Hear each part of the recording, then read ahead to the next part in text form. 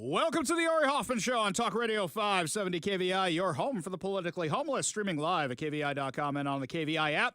If you want to be part of the most dangerous show on the airwaves, call or text the Warrior Injury Law Studio line at 206-421-5757. That's 206-421-5757. Coming up this hour, Seattle Utilities is servicing RVs rather than moving them out of the place they're polluting. But before we get to any of that, time for your daily dose of adrenaline. You want me to stick this into my heart? Are you f***ing nuts? The left is having a complete meltdown over Donald Trump's plan to gut the Department of Education. Him and Linda McMahon are proud of this, and all the teachers' unions are freaking out. So what is the Department of Education? We've only had it since early 1980s, 1981, I believe. Yeah, 1980, 1981 is when it went into effect. This was something put in place by Jimmy Carter. And I went and did the numbers. I did an objective look at the Department of Education. Has it made grades better? Has it made grades worse? A lot of money's been thrown at the Department of Education. Is it actually making things better? The truth is, until about 2010, I'm not going to say it was making things worse, but it wasn't making things better. Were there some increases? Was there something? Maybe. It was negligible. Let's just put it that way. Negligible. Not much of a difference. A little bit of an improvement at the beginning, not so much at the end. The Department of Education, in around 2010, 2012, is when the left realized how much they could radicalize students through the Department of Education. And when they started injecting the critical race theory, and when they started injecting the woke ideology and all the DEI stuff, the grades plummeted. Just plummeted. You can look at it on a scale. You can see this. I just pulled up the numbers from 1980 on the Nation's report card. I pulled it up from there, and then I went till now. And you can see where it goes up a little bit, kind of plateaus off, and then drops like a stone. So what are we spending all this money on at the Department of Education anyway? So Grok, the Twitter AI, I did an analysis with Grok. What Grok is good at doing, Grok does not do some things well, but some things it does very well, is bringing a whole bunch of data together, collating data, if you will. It's even got sources for it if you know what you're doing. So I asked it what they're spending their money on. The fiscal year 2024 budget, enacted through the Consolidated Appropriations Act of 2024, allocated approximately $79.6 billion in discretionary funding, according to the Department of Education's Budget Office. Wait a second. Discretionary spending? $79.6 billion on discretionary spending. That means whatever we feel like spending it on. Is that drag shows? Is that DI? Whatever they want to spend it on, that's what they're spending it on. And there is almost no accountability for it, for $79.6 billion of your taxpayer dollars. However, total outlays, including mandatory spending, like student loans and Pell Grants, are significantly higher, estimated at $251 billion for the fiscal year 2024. Though some projections for fiscal year 2025 hover around $103 billion in discretionary funds per recent reports.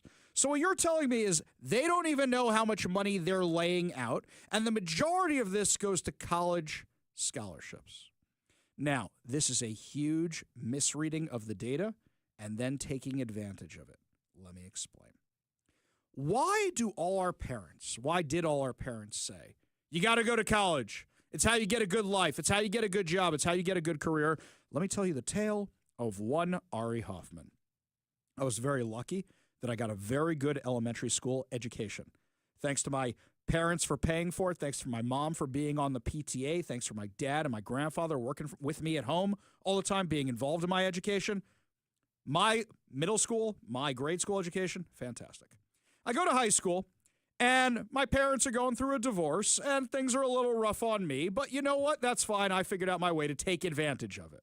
But luckily enough, I went to a really good high school, and I was still getting an education. So even if I wasn't paying as much attention as I should have, I still got a decent enough education. However, the focus of my high school was you got to get into the best college. I think 25% of my graduating class went to the Ivy League, something huge like that. My school was a college placement high school. And the emphasis was, what is the best college you can go to? Now, Ari Hoffman, who didn't do his work very well, had limited options, which is fine, but I still had options because I went to this high school. I should never have gone to college. I went to a gap year in Israel, and then after that, I went to college in New York. My parents blew so much money on that college experience so I could go to theater classes. Yes, I took business classes as well in their business school, but I wasn't paying that much attention. And marketing classes, everything I learned in those classes is completely obsolete now. Completely obsolete with the internet expanding as much as it did, with social media expanding as much as it did. I had to learn that all again. You want to know how irrelevant my education was? That after I left college, I went to real estate school. I was done in 2 weeks and working as a broker 2 weeks later. That's it. I went to bartending school. I went to bartending school for 2 weeks while in college, and I was working as a bartender days later. Not everybody needs to go to college. And the issue is, when everybody goes to college, who's going to become your plumbers? Who's going to become your electricians? You're taking out these massive grants. You're paying these massive loans. The government's funding all this money so you can go get a liberal arts degree in God knows what. That's not going to get you any jobs. That's a massive, massive problem. And because of that issue, we're blowing money. We're pouring good money after bad. The great college scam, that's exactly what it is. Because as soon as the left realized, wait, if we get everybody into college, then we can radicalize everybody. We can brainwash everybody's kids. That's exactly what they did, and that's what they're spending the money on.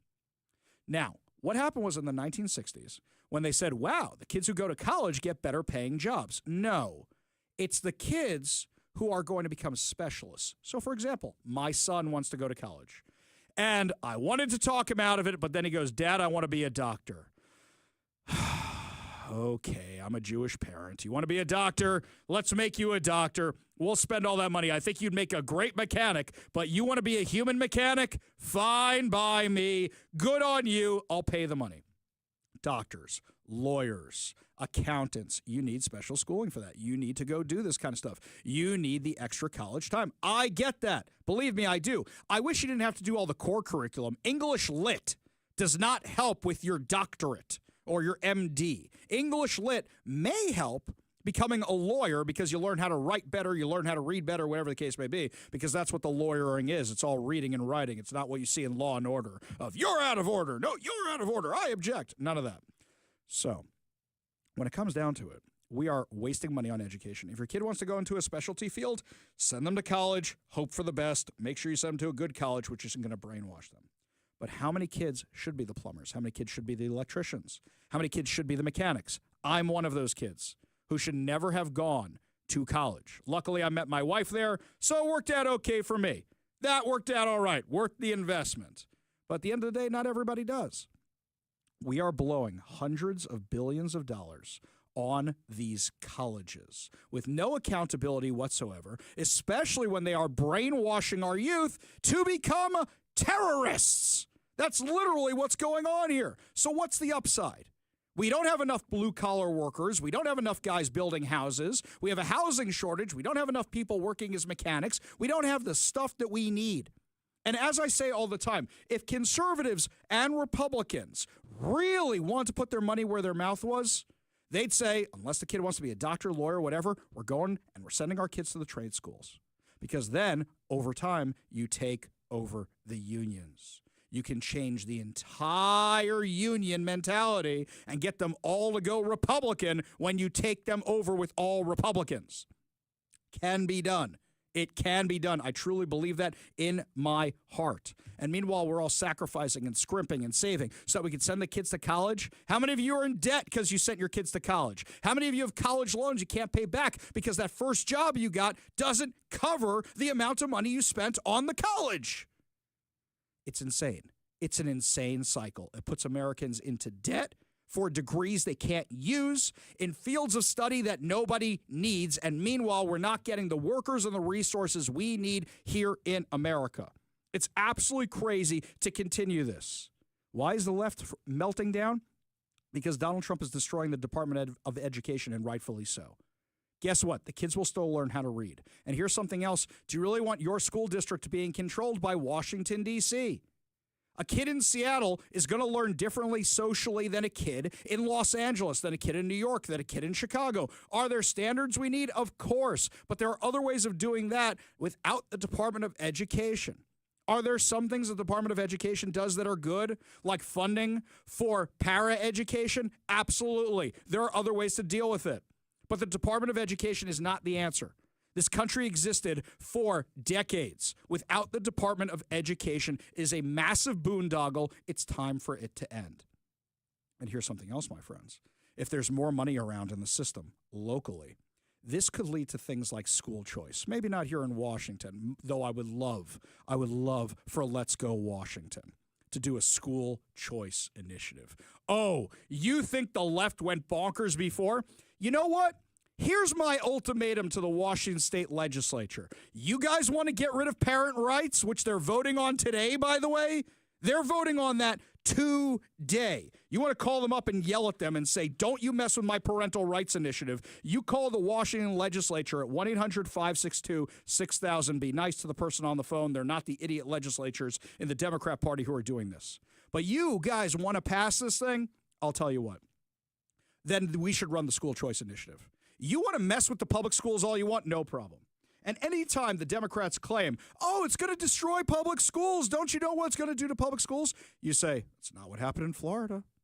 What happened in Florida is the public schools got more competitive because now they had to compete with the private schools. And that's how they earned everybody's vouchers. That's how it works. Competition is better. So, my friends, I actually think that'd be a great initiative. And I wish Brian Haywood would do that today and say, you guys pass this. I'm not just going to come at you with the parental rights initiative. I'm going to come at you with a school choice initiative. Brian, I love you, man. You decide what you want to do with your organization, your money. That's just a plea from us parents. Oh, and here's the thing, Mike, my kids are going to be too old for me to take advantage of this. My daughter's going into sophomore year of high school? She's going to be out of here. I got maybe 2 years of this. Well, I've paid for all my other kids to go, but how many kids could we help? Our schools here are failing. How do I know this? How do I know school choice works? You ready for this one from Como News? Parents of Seattle public school students who have been waitlisted to join alternative and option schools are claiming the district is mismanaging its enrollment. So wait a minute. Hang on. You give the option for kids to get out of Seattle public schools and you can't handle the overwhelming number of kids and parents who want out of Seattle public schools? The SPS School Board will host its regular meeting Wednesday evening, where concerned families say they plan to urge the district to actively enroll and maintain vital and popular programs, including option schools, STEM, dual language immersion, K-8, and highly capable cohorts. Option schools are typically public schools outside of the usual neighborhood-based attendance zones, offering specialized programs, curricula, or different educational approaches. You know, it's like, I think it's called Sky High, that school down by the Flight Museum. The one where it's all STEM and all engineering and it's that joint program with Microsoft and Boeing and Seattle Public Schools. The kids are dying to go there. They got a massive wait list because it's practical. It's not the BS in school. Okay, you know what? I thought I'd be using the Pythagorean theorem a lot more than I am. I don't think I used the Pythagorean theorem enough. In fact, I don't think I use pi enough. I know Pi Day is Pi Day's in 2 days. 2 days is, wow. That's what I know about pi. 3.1415, et cetera, et cetera. That's it.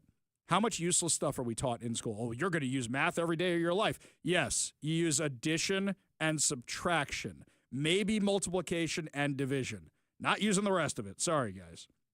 So, now, when you give people an option, they don't want to go to your cruddy schools anymore, and that's what these unions are really worried about. And if you start giving people a choice, they'll get out of the schools. Now let's talk about the colleges for a minute. Imagine if the funding dried up for the colleges. Then they'd have to be competitive. They'd have to be competitively priced, too, because they need to compete with everybody else. University of Washington announced yesterday a hiring freeze of non-essential staff and faculty, as well as efforts to cut costs in response to the possibility of losing state and federal funding. UW is one of the 60 universities under investigation by the Trump administration's Department of Education over anti-Semitism on campus. Tricia Serio, who's a UW provost and executive vice president for academic affairs, wrote in a blog post, despite a good financial position, unprecedented and rapid policy changes at the federal level have increased the risk of funding cuts that threaten the university's financial stability. She's right about that, but she's only telling you part of the truth. State and federal funding is at risk because what's going to happen is the legislature is going to use UW as a way to pull on your heartstrings. Oh, if we don't tax you more, we're going to have to cut the funding to the Hamas training center. Oh, the horror. Oh, the humanity. They're talking about a $15 billion budget deficit, which we have discussed on the show is closer to $6 billion, but they want to have an excuse to tax you.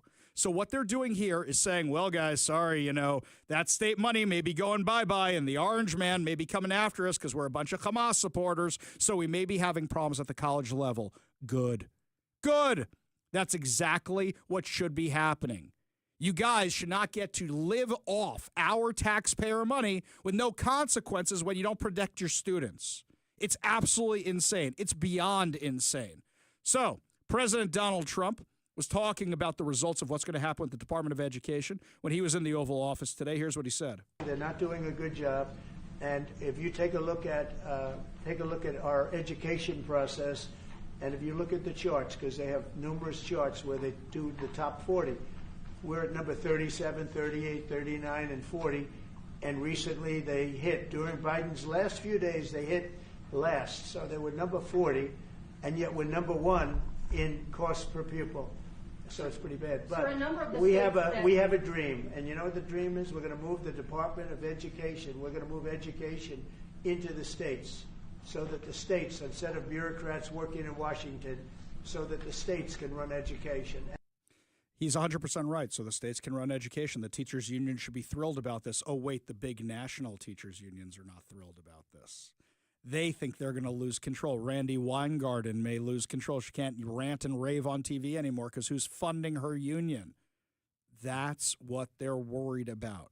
Like the union here in Washington, the WEA, which is getting over $70 million in taxpayer funds, and they don't educate any children. That's just so they can spend it on Democrat candidates. It's absolutely insane, the grift that is going on with your taxpayer dollars. I'm kind of curious, though. Would you want the next initiative from Let's Go Washington or some parent who decides to run it to be school choice?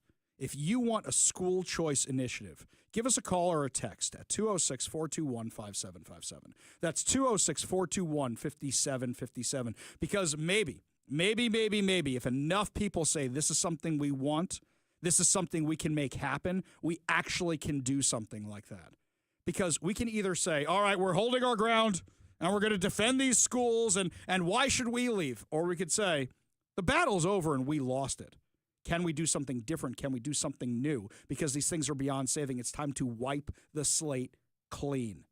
206-421-5757. That's 206-421-5757. When we come back, my friends, Seattle Public Utilities, as opposed to removing RVs, is assisting them in sticking around on people's property, including yours truly. I'll give you the full story when we come back. You're listening to The Ari Hoffman Show on Talk Radio 570 KVI.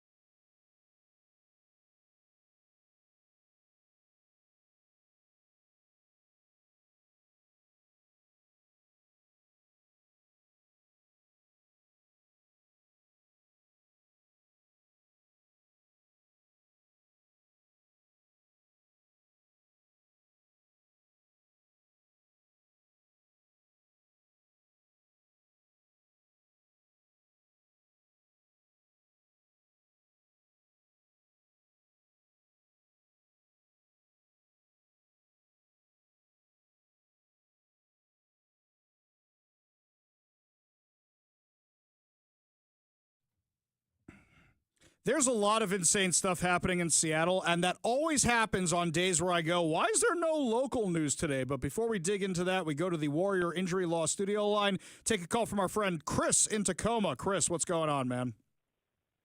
Hey, Ari, thanks for taking my call. Hey, I was telling your producer, I think typically the conservative positions are often difficult to articulate, or to paraphrase our friend Rush, there's too much thinking going on out there. But in this particular case with school choice, I think it just is tailor-made for a bumper sticker.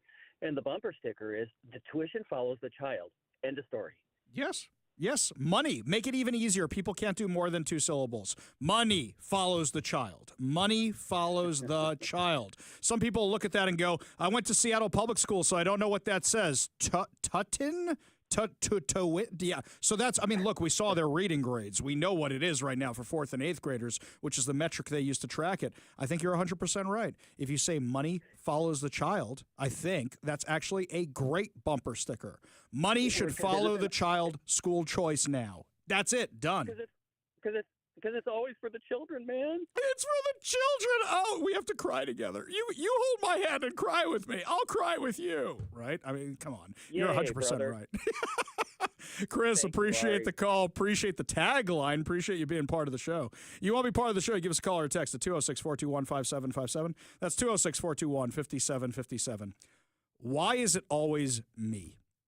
Mike knows this. I have some of the craziest stories. It's like I'm a magnet for Seattle's homeless problems. I really am. There's some properties I manage for some family businesses. And for the past few days, I've been trying to get rid of an RV where the city right-of-way is right up against our building. So I can't have the thing towed because it's technically in the Seattle city right-of-way. But it's sitting right there, and I can't get rid of the thing. So we've tried calling the police. We've tried the Find It, Fix It app. We sent out the security guys. We sent out our friend Andrew Suarez from We Heart Seattle's talking to them, trying to get them moved, trying to do what they do. Really nice, really fantastic. At the end of the day, they're like, oh, our RV's broken down. We can't move. The city showed up today. And you know what they did? This was Seattle Public Utilities, because now we got pictures of it and we got video of it. Rather than getting them to move, what happened? They started pumping out the waste. So you're now enabling them to stay. So apparently this was a program where they were trying to keep human waste from RVs going into the Duwamish River in Soto. So they were worried about 1 million gallons of untreated waste. And I remember when this happened because I wasn't on the radio yet. I was still hauling bounce houses. I remember being furious about this. And I said, so rather than cleaning up the RVs, you're going to pump them out and enable people to stay? You'll come pick up their garbage. Can you get Comcast to wire you up for TV and internet? Let's do that too. You know what? Let's encourage them to stay. So apparently Seattle Public Utilities is doing cleanups for all the homeless RVs. Crime pays here in Seattle. Crime pays. So now they have this problem. And even though they kind of fixed it and stopped it from going into the Duwamish, rather than get rid of the RVs, they just say, let's keep it going. So now your money, your utility bills, the money you pay to the utility company is now paying to go do this, or is it your tax dollars because this is a city-run program and they're using Seattle Public Utilities to go do it? Oh, and by the way, Seattle Public Utilities had another truck with them from a pump-out company that they hired to go around with them. So they're not even the ones doing the pump-out, which means they're paying retail price for pumping out the RVs. And they're coming out and pumping these guys out, hundreds of these pump outs a month. So if you have an RV near your property, you want to know why it hasn't gone anywhere yet? What's the incentive to go? The city will come pick up your garbage. The city will come pump you out. You don't even get that at campsites. You got to do everything yourself. You got to find a discharge place. Or it could be like Dave Matthews and drop something on a tour bus in Chicago when you're driving over the tour boat when you're driving over the Chicago River. This is insane. This is absolutely insane. It's our tax dollars paying for it. Now today, a new candidate entered the race for Seattle mayor. And it's so funny because I got 5 or 6 phone calls about, did you see who entered? Did you see who entered? Did you see who entered? And they're all talking about Katie Wilson. Katie Wilson is a hardcore leftist activist. I think she was writing for The Stranger, some other outlets before. She's written in those before. That is your progressive candidate. This is who is being cheered by the left.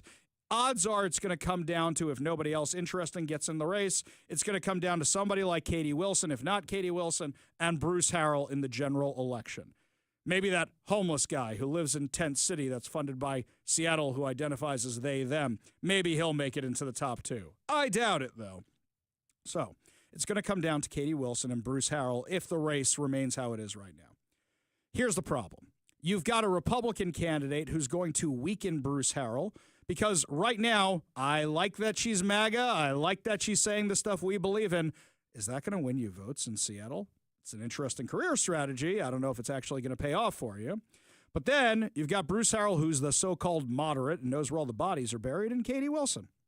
And a lot of people are going to say, Ari. In fact, I got some people asking me about this today. Ari, are you going to endorse Bruce Harrell? Or are you going to support him? Because otherwise we get Katie Wilson. Ready for my controversial pick of the day? I'm not going to endorse Bruce Harrell, and I'm not going to endorse Katie Wilson. But I would rather have somebody who I know I can count on to be crazy than somebody who's going to promise me normal and not deliver on it. I would rather, if it was Kshama Sawant against Bruce Harrell, that it be Kshama Sawant, because then I know she'll be crazy and I know how to prepare for it and I know how to deal with it, rather than Bruce Harrell, who 1 minute is a moderate, 1 minute says he's about public safety, and the next minute lets Hamasniks take over all the streets. If the autonomous zone happened today, he'd let it happen. Let me make my case. He let them take over I-5. He let them go onto the highway. We had the Seattle police following those guys before they shut down the freeway. He let them take over the University Bridge. They took over University of Washington, his alma mater, and he didn't say a damn thing. Am I endorsing Katie Wilson? Of course not. But at the end of the day, I'd rather know what I am dealing with than some empty suit who it's just, let me put my finger in the air and lick it and see which way the wind is blowing. You agree with me? You disagree with me? 206-421-5757. That's 206-421-5757 because I'm tired of this nonsense. And the problems around here, Ari's only had 3 years. He's not done yet. He was on the Seattle City Council for years. This is his mess. You don't get to say, look, I cleaned up 5% of the mess I made. If you trashed your house when your parents were out of town and they came back and all you did was take out the garbage, but there's still beer stains on the ceiling and in the carpets and there's beer cans everywhere, you still going to be in trouble? Absolutely. Bruce Harrell is a failed mayor. All he has done is try to protect the downtown core so we can look at the empty storefronts and the empty malls and not actually visit any of them. At this point, I'm almost 5 seconds away from going, you know what, let the city flush itself down the toilet or get pumped out by Seattle Public Utilities. Because what? Things are going to get better under Bruce Harrell? Things are going to get better under Katie Wilson? Of course they won't. Neither one. But there's no way in hell I'm endorsing Bruce Harrell. We go to the Warrior Injury Law Studio line, take a call from Leonard in Shoreline. Leonard, what's going on? Hey, I was wondering, and since you talked about Katie Wilson, and since she's a hardcore leftist, my question is, don't you think she's a little anti-cop as well? Because she hates cops. Yeah, she's anti-everything that we are for. That's what she is. But at the same time, Bruce Harrell, has he been able to recruit more police officers? Hasn't really solved any of those issues, has he? And he turned our city over to the Hamasniks and the leftists. And this is the guy who's out there saying, hey, we want to keep women, we want to keep men in women's sports, and we want to keep doing the trans surgeries. Now he's going farther left because he thinks that's the way to win. Leonard, appreciate the call. Appreciate you being part of the show. You want to be part of the show, you give us a call or a text at 206-421-5757. That's 206-421-5757. When we come back, are we about to save the people on the International Space Station? Get ready for blast off, my friends. We got a real Matt Damon situation happening here. You're listening to the Ari Hoffman Show on Talk Radio 570 KVI.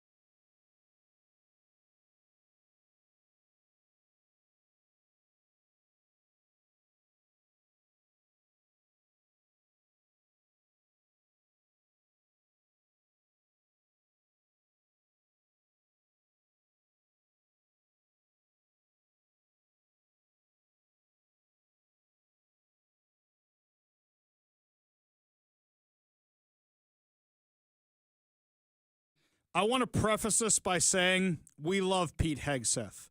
Big supporters of him as soon as they announced him, wanted him to be confirmed, been on the show multiple times. I've been on his show multiple times. We love Pete Hegseth, but we poke a little fun at the people we love. So they're talking about the mission that apparently SpaceX is going to launch tonight to go up and save the astronauts who are stranded on the International Space Station who have been up there for 9 months. Secretary of Defense Pete Hegseth put out this video, which is the most Captain America before a Marvel mission video I've seen in a long time. And I go, my God, we're living in the best timeline. This is just the most American thing ever. The Crew 10 is scheduled to launch tonight. It's a joint effort between NASA and SpaceX. You know, President Trump said to Elon Musk, get the astronauts home and do it now. And they're responding. And they're bringing NASA astronauts, which also happen to be retired U.S. Navy Captain Butch Wilmore and retired U.S. Navy Captain Suni Williams, home. Now, the Department of Defense is also proud to have multiple branches and 2 active-duty U.S. military officers represented in the mission that's kicking off tonight between NASA and SpaceX. You got U.S. Army Colonel Ann McClain and U.S. Air Force Major Nicole Ayers. So this is Army, Air Force, and Navy tonight. I just want to take a brief moment to say that we are praying for you. We wish you Godspeed, and we look forward to welcoming you all home soon. I completely agree. Completely agree. Great words, great message. But he looks so determined. He looks so intense. I'm thinking to myself, what else are we sending up there? What else is on board Elon Musk's rocket? Well, if we're going to space anyway, why don't we just bring a bunch of Apache helicopters and land them in the moon? No, wait. Are they airtight? I don't know if they're airtight. Let's bring up a Trident nuclear missile submarine. Then we'll have a nuclear launch pad on the moon. In fact, I think I saw a moon man on the moon, and he's waving a flag that's not an American flag. I think it says MTV on it. We need to go blow that sucker up and make sure he's holding an American flag. Wait. First, we'll say, dude, you can hold an American flag or we can blow you up. So which one is it going to be? We got to bring him an American flag too. No, in all seriousness, best of luck. Godspeed to SpaceX, everybody going up there to get those astronauts. And we're living in crazy times. Mike, this is a movie. This is going to be a movie. How Elon Musk saved the... Please, God, let everything be okay. My God, can you imagine this? If Trump brings back the astronauts, everybody's going to compare it to Matt Damon in The Martian. Donald Trump saved the astronauts, which Joe Biden and Boeing stranded in outer space. Holy cow. If this, please God, I want them to come back because I want them to be healthy. I want them to be safe. I want them to be back on planet Earth. But at the same time, think about this for a minute. Yeah, they're not going to give space contracts to anybody else except for SpaceX. Oh, while we're up there, Elon Musk is opening up a battery factory, a chip factory, and a Tesla dealership just for when we start colonizing the moon. In fact, we're renaming the moon. Now it's not going to be the moon anymore. It's just going to be called America 2. That's where it's America 2. Stop calling it the moon. It's the Moon America or whatever we call it up there. This is awesome. I love all of this. This is so much fun. By the way, I asked you earlier if you support school choice, and the text line exploded. Absolutely exploded. There's nobody who disagrees with us on this, and everybody has their own reason why they want school choice. And it's amazing. It's really incredible. In other good news, by the way, looks like there's some things showing us that things are moving in the right direction of the economy. For that, we go to CNN. CNN? Wait. No. Mike, what kind of audio are you putting in here? No, not CNN. They're not my little black book of the right-wing media conspiracy. What does CNN have to say? Finally, we have some good news on the economy and really the number one issue for many Americans, the cost of living. So we just learned that consumer prices in February increased by 2.8% year over year, 0.2% month over month. Both of these figures were a step in the right direction, and both were better than expected. So this is definitely very encouraging to see, because it's going to, I think, relieve some fears that inflation was perhaps re-accelerating, because this actually breaks a streak of 4 straight months where I think you could see it on the chart all the way to the right, where the inflation rate was going in the wrong direction, right? It was going higher and higher. Finally, we're seeing it dip. Wait, are you guys now admitting it wasn't dipping before? Are you guys now admitting that inflation wasn't coming down before and now it is all? Oh, wow. What do you know? Gee, I wonder what that's going to do for the stock market. Rally underway right now with these numbers hitting the tape. The Dow Industrial's now up 532 points right now. Cheryl Casoni with the numbers. Boom, Cheryl. We've got a market-moving report, Maria. Everything coming in lighter than expected. Inflation is easing, according to this report for February. Month over month, we got a gain of 0.2%. The street was looking for a gain of 0.3%. Take a look at those numbers. We came in 2.8% year over year. Expectation was 2.9%. Core month over month, again, lighter than expected, up 0.2. We were looking for 0.3. And then core year over year, also lighter than expected, 3.1%. The street was looking for 3.2%. We did see, you were talking about the energy story, a little bit of a drawdown in gasoline prices. New vehicle prices fell month to month. Gasoline prices fell month to month. Housing, that's still kind of a sticky issue in here, but it's a pretty nominal jump overall. But that's usually the biggest piece of that shelter component. You guys are talking about that really quick. Let me give you this. So basically half of the all items increase for the month was shelter for the month of February. But it was offset by a fall in airline fares. And also we had a 1% decline, again, for that gasoline number. So, you still had overall the energy index just jumping just a little bit, 0.2%. But because you had electricity and nat gas prices increase a little bit. But overall, the market seems to really like this report, Maria. Back over to you. So things aren't there yet, but what you're saying is things are moving in the right direction? Where were all those naysayers who were texting us yesterday, Mike? All those people who were mad? Oh, your boy Trump, look what he did to the stock market. Look at the direction things are going in. If it continues this way, things will improve. This is one day, though. Don't get excited over one day. You got to play the long game, but it looks like things are going in the right direction. We're rescuing astronauts. Inflation is hopefully coming down. Gas prices are hopefully coming down. Other prices are coming down. This is good news, my friends. This is good news. You know what else is good news, by the way? Rosie O'Donnell has made good on her promise to get out of the USA. When we come back, we'll give you all the details, plus Trump's very funny reaction to that. You're listening to the Ari Hoffman Show on Talk Radio 570 KVI.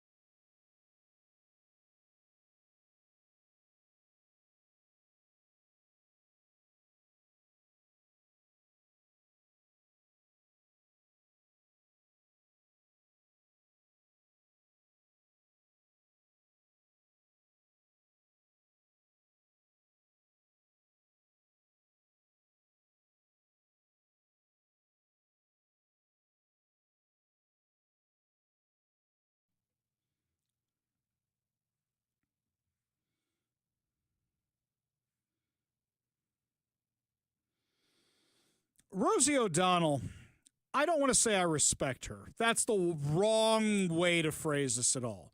But I respect that she followed through with what she said. How many celebrities said they're moving to our 51st state, soon to be 51st state, Canada, and didn't actually do it? How many of them said they were leaving the country and didn't actually do it? I'll throw this one out there. If Alec Baldwin had made good on his threat the first time around, that lady might still be alive. I don't think you should rim shot that. You're right. That's not a rim shot. That is accurate. Would they have brought him back to the U.S.? Would they have paid his expenses to film his little movie? Who knows? Maybe they'd be filming it in Vancouver with a different film crew. Who knows what would happen? Who knows? But that's an excellent point, Mike. So Rosie O'Donnell has moved to Ireland. Why Ireland? I don't think I ever got an explanation of why. Just it's not America. Okay, fine, whatever. So today, the Prime Minister, President of Ireland, is in the Oval Office with Donald Trump. And what's funny is the question the reporter asked. Ireland is known for very happy, fun-loving people. Great attitude, many in this room right now that I've met. Why in the world would you let Rosie O'Donnell move to Ireland? I think she's going to lower your happiness level. It's true. Thank you. I like that question. Mr. Do you know you have Are you Rosie expecting? O'Donnell? Are you expecting? Do you know who she is? Yeah. I'm joking. You're better off not knowing. All right, I couldn't resist that one, guys. I'll tell you, the Rosie O'Donnell thing actually makes me sad.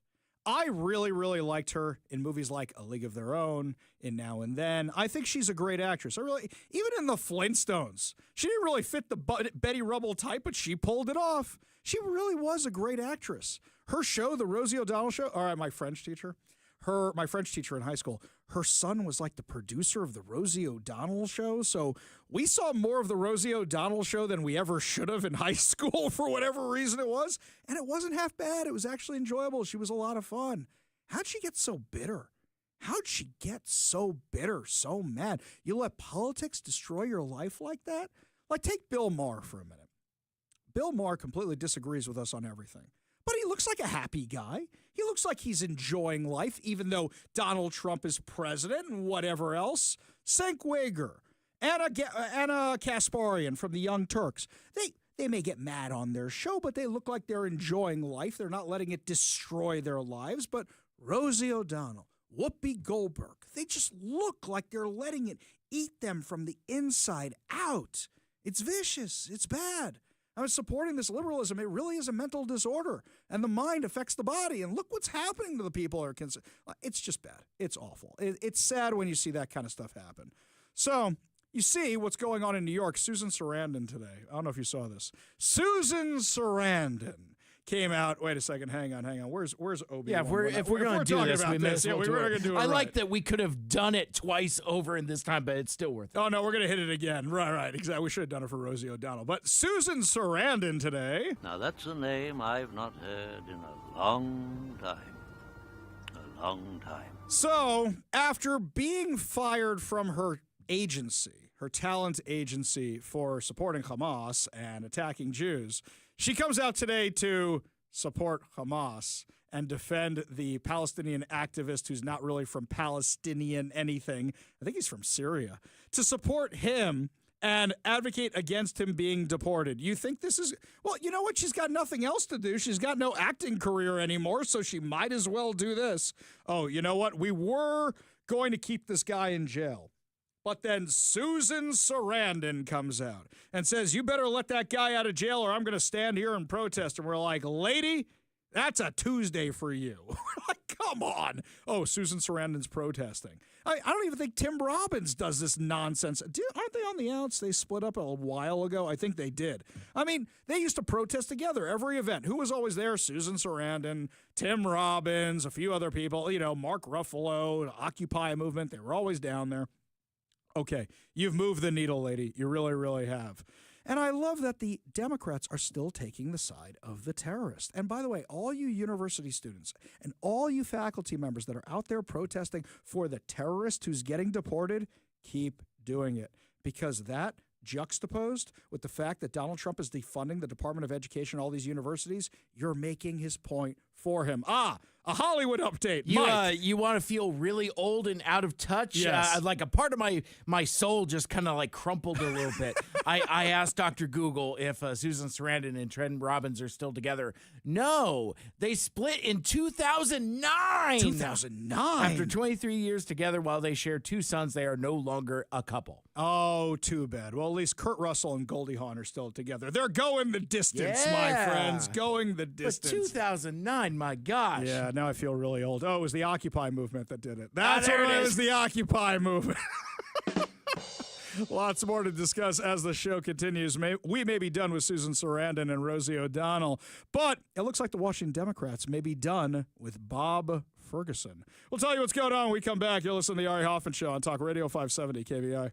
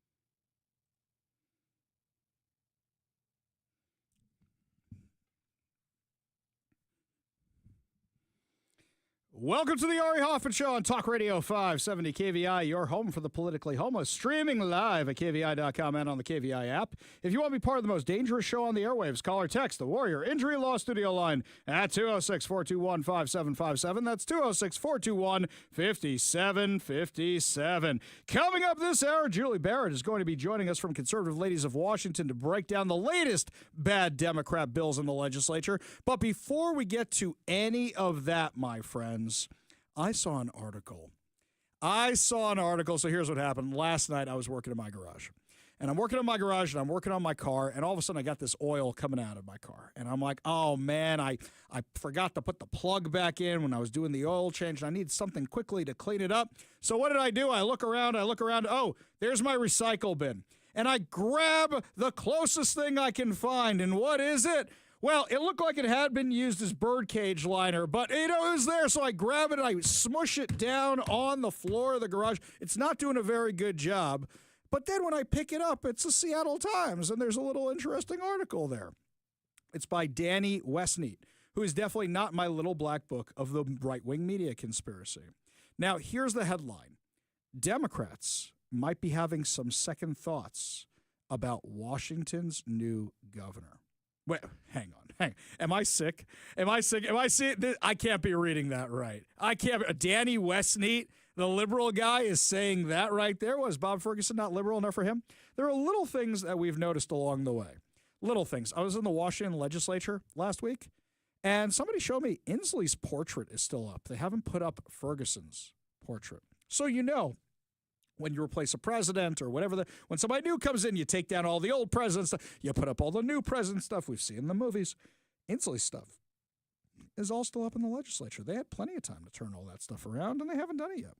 We know that during his inaugural address, he tried to go in a bipartisan line, and I said, don't believe a word of it, because all he's doing is trying to moderate, because he knows if he wants higher office, he can't be the far left lunatic he's been his entire career until he actually gets that office. So he has to moderate if he wants to win anything else in the country.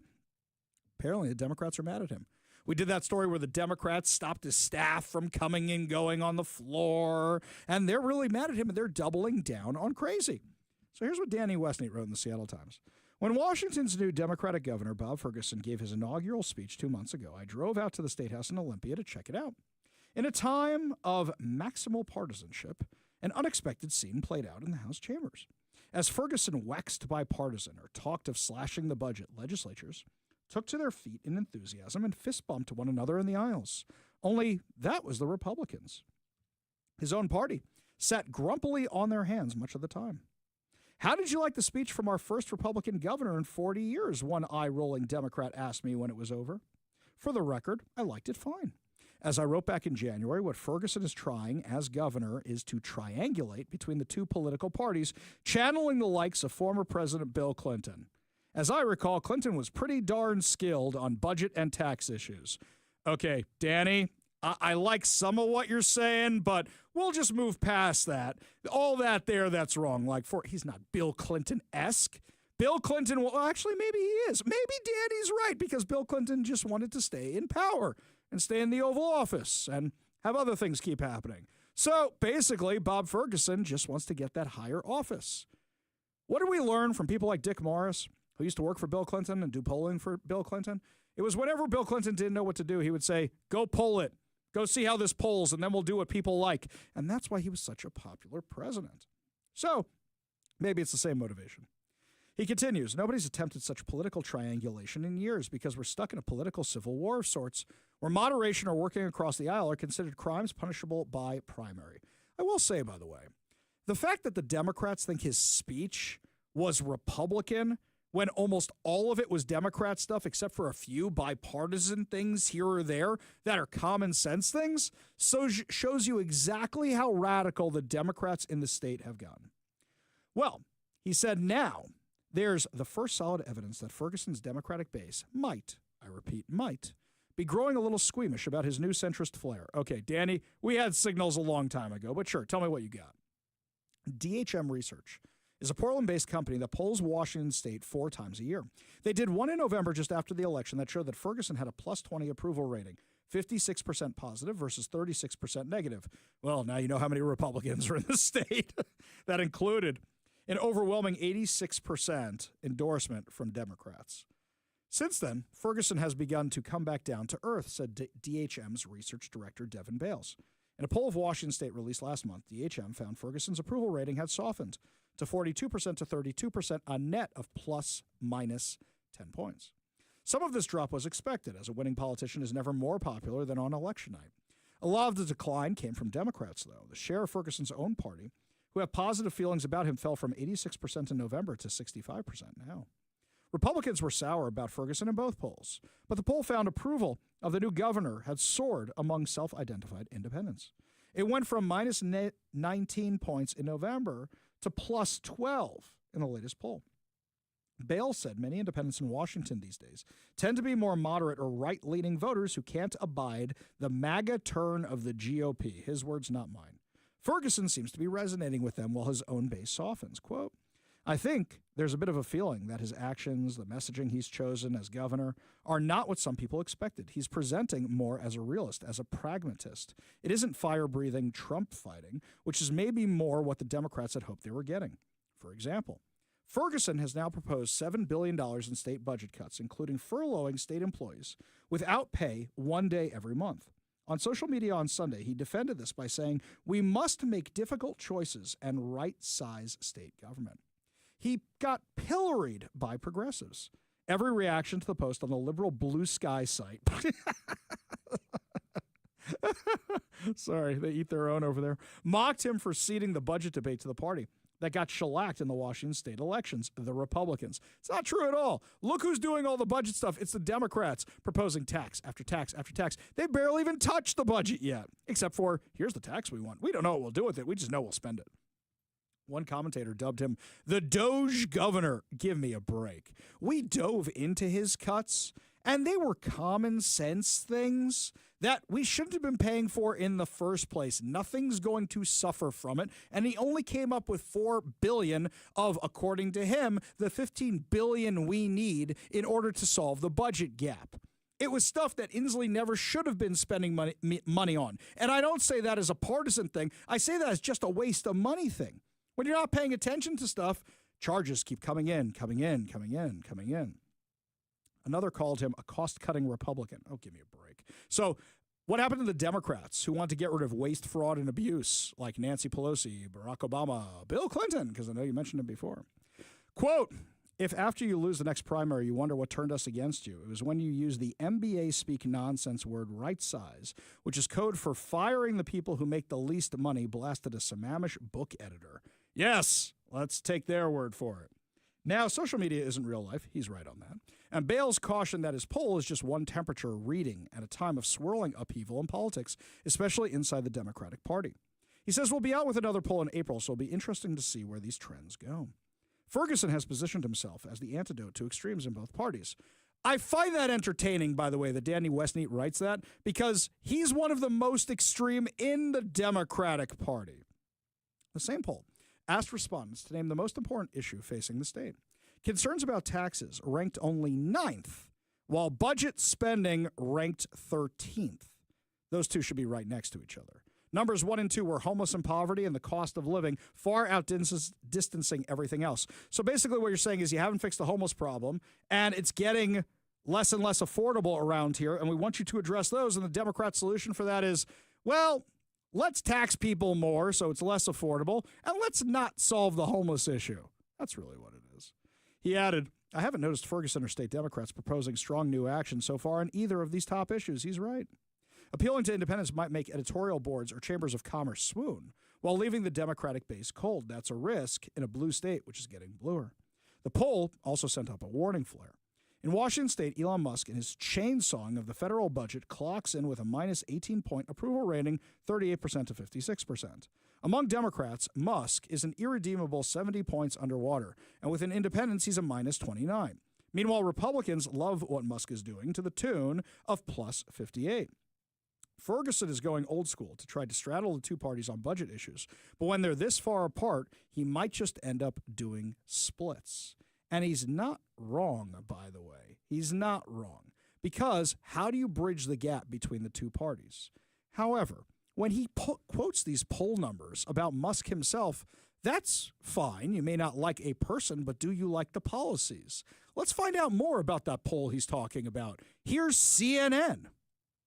About when we're talking about the cuts that Doge is bringing about. How are they feeling about Yeah, this to me was one of the more shocking figures that I saw. Made me go, wait a minute, hold on one second. Whoa, Americans on Trump and Joe's efforts. Musk and Doge should influence government spending and operations. Look at this, 54%. The majority say that he and they should. How about approve of Trump trying to cut staff at government agencies? Again, you get a majority here, 51%. So yeah, Elon Musk might not be that popular, but these cuts and the idea of spending cuts, at least within the federal government and cutting at government agencies, that actually has majority support. I was truly surprised by this, Kate, but the numbers are the numbers. Well, there is a view that cuts across Democrat and Republican of people thinking that Washington is too big, bloated federal government, waste, fraud, and abuse. I mean, those are drain the swamp is what people run on over and over again. How do they feel? What do they think they're actually cutting? Yeah, what do they think they're actually cutting? Democrats want to argue that the type of spending that Musk is cutting is mainly necessary programs, but that comes in at just 36%. The wasteful spending actually wins the plurality here at 42%, according to a recent Washington Post Ipsos poll. And I think that is the reason why you see that when it comes to Musk and Doge, you see, in fact, the majority believe he should have some influence because they believe, the plurality believe, that he is cutting wasteful spending, not necessary programs that Democrats are arguing. So at the end of the day, what does it mean? Once again, Washington State is out of touch with the mainstream. Where the people in Washington State don't want to make those cuts, this ties in to what I said on election morning, the day after the election, when people said, how did Washington go more blue when the rest of the country went more red? And I said, during COVID, a whole bunch of people moved out of here who were conservative, and a whole bunch of people from California moved in, close to 1 million people from California. And it looks like I was spot on in what was causing this. So more liberal voters offset your conservative voters, and this is what you get. Now, the thing is, Ferguson isn't trying to impress anybody here in Washington. He wants to say, this is what he wants. He wants to be able to say, when he's challenged of how you going to work across the aisle if you want to be president of the United States, he'll say, well, of course I did. Here's the nice thing that they said about me on the Republican side. I worked with Republicans to cut the budget. I worked with Republicans on this and that and the other thing. He keeps talking about how he's going to work on reforming his emergency powers because he knows what a weight around Jay Inslee's neck that was. And if we had anybody else running for governor other than Lauren Culp, we might have actually had a chance to win. But Jay Inslee was so unpopular because of those emergency powers. I remember during COVID watching his social media change from, oh, thank you, Governor, you're saving our life, to I can't wait for you to be out of office, and getting ratioed on every single post. Ferguson is saying, yeah, I want to reform emergency powers. Well, at the exact same time, his Democrat friends are pushing through legislation to force you to get vaccines in the future, to force you to comply with their health mandates in the future, because that worked out so well last time. Fergie's talking out of both sides of his mouth. Is he actually going to sign that legislation? Because if he signs the emergency powers reform, but also signs this insanity with regard to forcing you to get the vax and everything else, he's completely full of it. And we all know that he is. What is this? A quest for higher office. We go to the Warrior Injury Law Studio line. Take a call from John in Lakewood. John, what's up, man? Hey, how you doing, Art? Yeah, I'm a Washington Doger. And I've been doing my research into the Alliance for Gun Responsibility, which is an anti-gun group in Washington State. And I've found that in this current biennium, they've received $102,102 from Washington State. Mm-hmm. Now, they have a 501c3 arm and a 501c4 arm. The 501c4 arm can actually campaign and be involved with candidates. And so I found out what some of this money is going toward. It's actually going back to the same people that are in our legislature. Yeah. So for example, Nick Brown, I'm looking at Open Secrets. Nick Brown in this current biennium received $1,200 for his campaign from Alliance for Gun Responsibility. Well, hang on one second here. Hang on a second. I'm one step ahead of you here. Let's go through the list of who are the people they endorsed. Ready? Here we go. Patty Kuderer, Nick Brown, Bob Ferguson, Chris Rickdahl, every Democrat on the list, everybody who was on the ballot. Yeah. And so the thing I'm wondering is, how can our state be giving $102,102 to one organization that is in turn kicking back into their campaigns and getting their agenda on the ballot? I mean, as bills that are ready to be signed into law. Because if you look at the 2025 agenda of Alliance for Gun Responsibility, it looks like just like the anti-gun legislation that's pending right now. Well, hang on a second. I don't know if you looked at their website for a second. Did you catch this quote that's on their website? The Second Amendment has a history of being used as a tool of white supremacy. So, John, you and me, we must be white supremacists, right? Oh, yeah, absolutely. Yeah, we're haters, and, yeah, we're responsible for all of it. Yeah, you know something else? This group supports BLM, whose armed activists took over 6 blocks of Seattle during the Summer of Love. That worked out real well, right? Yeah, and they also support indirectly La Resistencia, a group that's dedicated to shutting down the detention center in Tacoma that houses illegal aliens that are arrested. Exactly. Exactly right. It's filthy. Yeah. And I think that Nick Brown needs to answer that. Bob Ferguson, who also received contributions, needs to answer.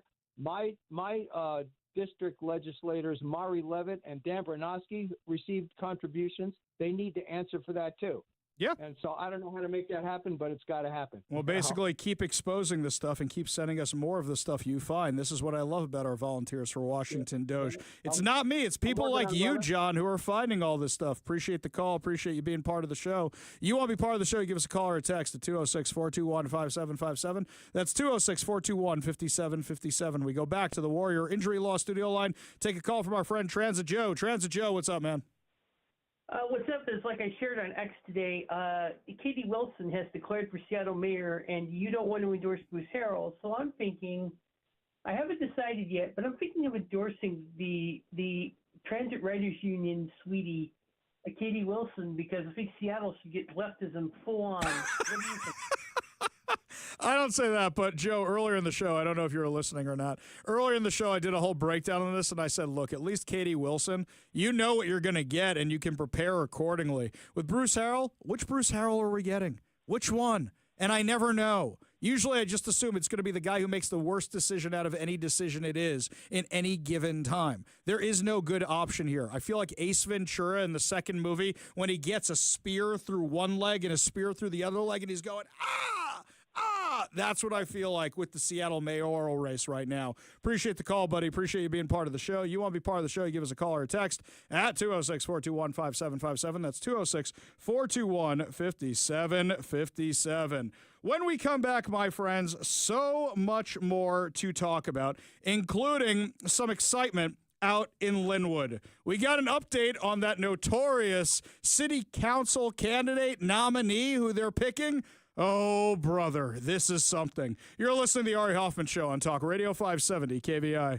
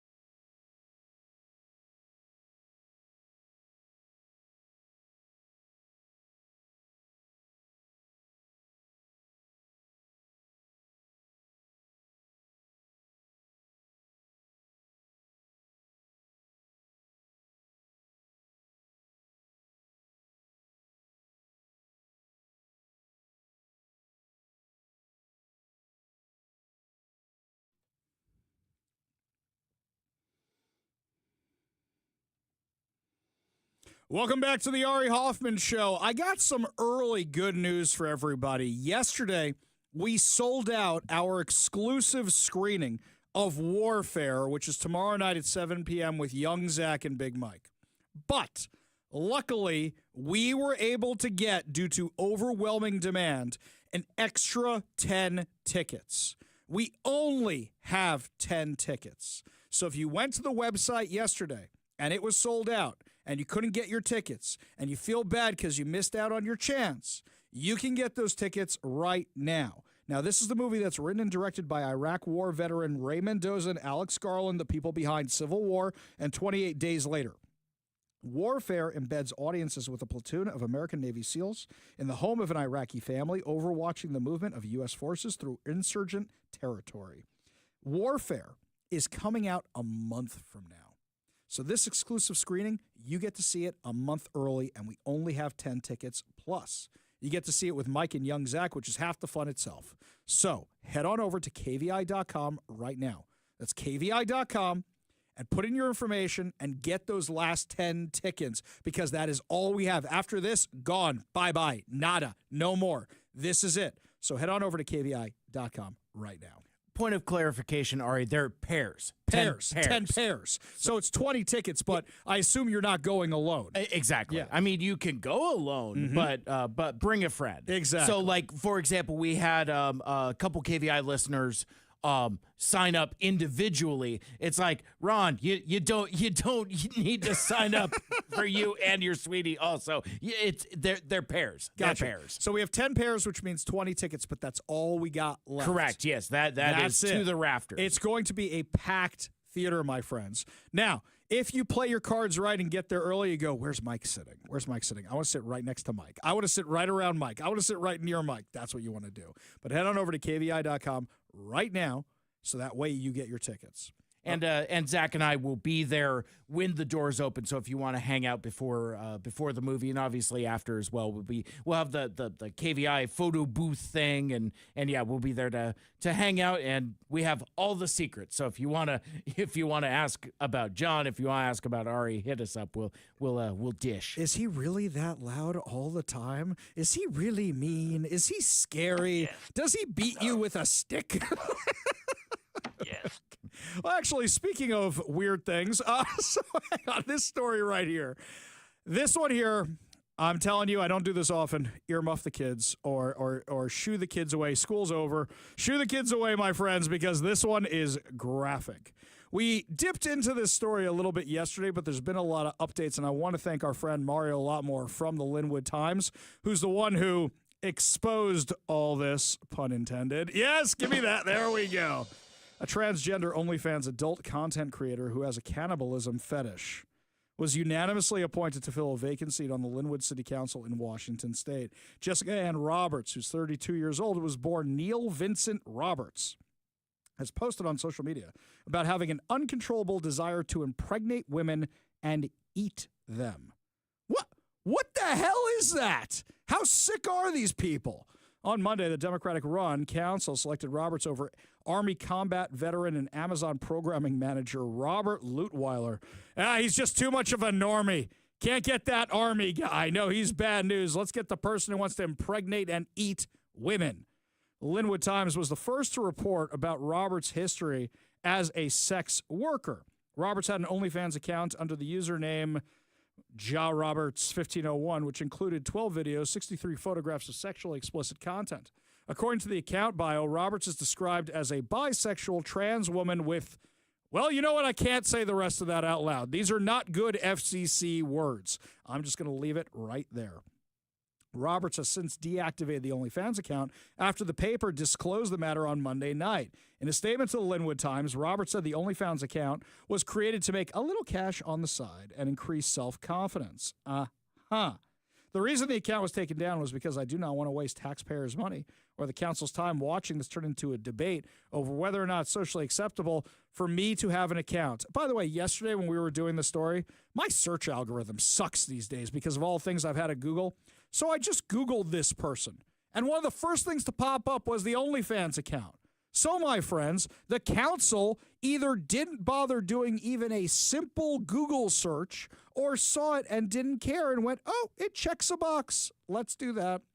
Well, there's been an update from our friend Mario over at the Linwood Times. So, what's going on is now there is a council meeting on Thursday. Wait a second. I want to make sure. Let me pull this up right here for a second. I want to make sure I have this. Here. Stop moving, stupid internet. Always refreshing. I want to make sure I have this verbatim what's going on. Linwood City Council has called a special meeting for Thursday to consider rescinding the appointment of Jessica Roberts to the Linwood City Council. At 7 p.m. on Thursday, March 13th, a special business meeting will be held in Seattle. I always do that automatically. In the Linwood City Council chambers. So that the purpose of the meeting is to hold an executive session to discuss the qualifications of a candidate for elective office and decide whether to rescind the appointment of a candidate to the vacant council position number 5, previously approved at the March 10th City Council business meeting, and to discuss next steps in the vacancy appointment.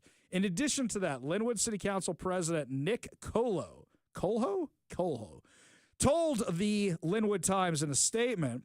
He said, new information has come to light about a candidate chosen by our appointment process. While the process has worked fairly well in the past, there is always the potential for edge cases. Edge cases. You guys didn't do any research into this person at all. This person's going around posting they want breeding pets. That's what they want. Ladies out there, did your husband get you by saying, oh, you want to be my breeding pet? Gentlemen, did you get your lady by saying, oh, will you be my breeding pet? My God. Quote, it's important for our residents to know that we have only 3 pieces of information to use as consideration for appointments: a brief civic questionnaire, a resume, and an interview in our council chambers. I'm calling BS on this. Would you like to know why? You guys are on your phones every single meeting. Not one of you said, let me Google this person since we're considering giving them an office holder position. Quote, all of this is provided by the applicant themselves and received in good faith. We are advised to stick to these 3 pieces of information in order to make the process as objective as possible. You're advised. You're not required to. One Google search is all it would have taken. After winnowing down the candidate pool, each of our 6-member council ultimately votes for a single candidate to fill the vacancy. This is the second time in trying to fill position number 5 that our council has come to a 3-3 deadlock. So wait a second. As opposed to going with the Army vet, you went with the cannibal who has murder fetishes and has an OnlyFans account. That's what you guys went with. Uh-huh. Both times having come out of these executive sessions, a 6-0 unanimous vote has occurred. The swing in votes appears to have created confusion among some of our residents. In actuality, it's simply customarily or tasteful for the council to vote unanimously for the candidate. Yeah, you know why this is stupid? Because now I get to rip all of you for this. You guys should have said, no, I'm not voting unanimously because you went with the lunatic, the cannibal murder fetishing OnlyFans person. But no. Now you all did it, so now you all get the blame for it. Lots more to discuss as the show continues. When we come back, my friends, the latest insanity in the Washington legislature, more bad bills coming your way that are going to make your life a whole lot worse. You're listening to the Ari Hoffman Show on Talk Radio 570 KVI.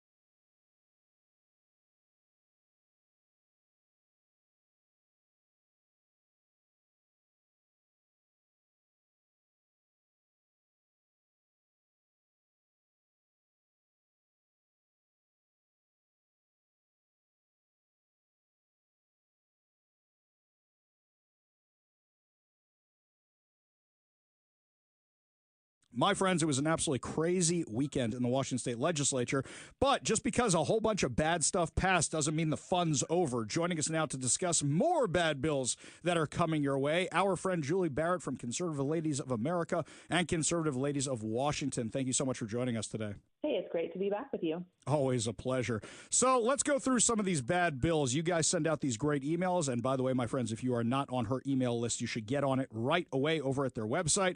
House Bill 1052, expanding Washington's definition of hate crimes to include Republicans. Oh, I meant all or in substantial part. What does that exactly mean when they say that? Well, so the original version of the bill said all or in part, and then they added in substantial part, which I went and kind of went down the rabbit hole on this word substantial because that got a Republican to vote for it. It's modeled after California's hate crime bill, which I don't know why we would think modeling hate crime bills after California is a good thing, but it's more just word salad, and it doesn't. I also asked our friend Bill Kirk over at Washington Gun Law, he's a lawyer. What does that mean? He says nothing. It really has zero teeth. So it didn't change the bill. It didn't make it any better. This basically gives them broad authority to, make a thought a hate crime. Thought. Interesting, because I know that in a lot of our religions, the thought thing isn't the problem. It's the action thing is the problem. And then they're going to try and prescribe intent or assign intent to somebody where there is no intent. It's absolutely, absolutely crazy. Isn't this just we don't like your opinion and it offends me and I'm triggered, so I want you to go to jail? That's exactly what this is doing. And I mean, we see that in Washington all the time, and the judicial system is captured. So this is going to make things really bad for Republicans, as you mentioned. Now, here's something crazy, and Julie, you probably didn't expect to hear this from me, being that I'm the Jewish guy who talks about anti-Semitism all the time. But I think hate crime designation is stupid because it's one of the hardest things to prove, and then all the charges get dropped. Why don't we just charge assault? Why don't we just charge vandalism? Why don't we just charge property destruction? And instead, when we're trying to assign intent, it's always one of the first things that's dropped anyway. It's crazy. Well, isn't all crime really birthed from hate anyway? That's a fair point. I mean, that would make all crime hate crime. Very good. Very true. This is why we have you on the show, Julie. Deep thoughts like that one. Moving on to my deep thoughts. Not like Kamala Harris. That's a whole different kind of deep thoughts. Moving on to Senate Bill 5189, competency-based education rooted in DEI ideology, equity-based equalizing students downward. So hang on. That's how you guys got it right here. I got a question, Julie. Do you know a single school that got better when they instituted DEI? Not a single one. Okay. So we know that what happens is when they institute DEI, they're taking something else out of the curriculum. But in addition to that, they're pushing the stuff that's telling every kid's a racist, every kid is a white supremacist, and as a result, these kids are having depression, anxiety, you name it. So what do we do about this one? Well, so I want people to understand, because competency-based education, that sounds really good. Like, we want our students to be competent, right? But what this is doing is, because we know that Washington students are not meeting standards in math, this is actually providing those students who aren't meeting the academic standards other pathways to graduate if they're not, getting the reading, math, and science down. This gives them other ways to get through the door for graduation. And, and it does. It's that DEI ideology. It's dumbing everybody down to the lowest level. And it really hurts your gifted students, which we've seen in Washington. They've tried doing away with, and I think some districts have done away with their gifted programs. Yeah. And so this really hurts the students who are, who are naturally bright or the ones that are just working their butts off because they want to go somewhere in life. It's insane. Now, the next two we have here are Senate Bill 5068 and 5077. Now, I think they're actually related because the first one allows non-citizens to work in Washington, including in positions like prosecutors. So somebody who could come here illegally is now going to prosecute you for crimes, and then expanding the automatic voter registration in Washington state. We literally had a sex offender register a white panel van, and if he registered a vehicle, that means likely he's registered to vote. This all kind of ties together, doesn't it? Right, and yes, absolutely it does, because they're opening up these social benefits like food stamps and medical care and things like that up to illegal immigrants. And so when they go to register for something like Apple Care or food stamps or something like that, they will automatically be registered to vote. Bonkers crazy. Absolutely bonkers crazy. This is the insane stuff you need to keep an eye on, because I know everybody thinks some of the worst stuff has passed, but some of it is still to come. Now, if you want to say no to any of these bills, and we're talking about House Bill 1052, which is this hate crimes nonsense, if you can't remember the number, this DEI nonsense, Senate Bill 5189, this business with allowing non-citizens to work and be automatically registered to vote, 5068 and 5077, you call legislative hotline 1-800-562-6000. That's 1-800-562-6000, and just say no. And my friends, if you can't remember all these bills, just say no to everything the Democrats are supporting, because there's nothing good out there, and it'll just make your life easier. So that phone number one more time is 1-800-562-6000. Julie, give us your website one more time so people can find out more about you guys and subscribe to your newsletter as I do. Yes, conservativeladiesofwa.com, and they can find us on all social media platforms, Conservative Ladies of Washington and Conservative Ladies of America. Julie Barrett from Conservative Ladies of America and Conservative Ladies of Washington, thank you so much for joining us today, and thank you so much for being such a great resource throughout this legislative cycle. We wouldn't be able to do this without you. Well, thanks so much for having me. It's fun to be with you. Always a pleasure. We got a whole lot more to discuss as the show continues. You're listening to The Ari Hoffman Show on Talk Radio 570 KVI.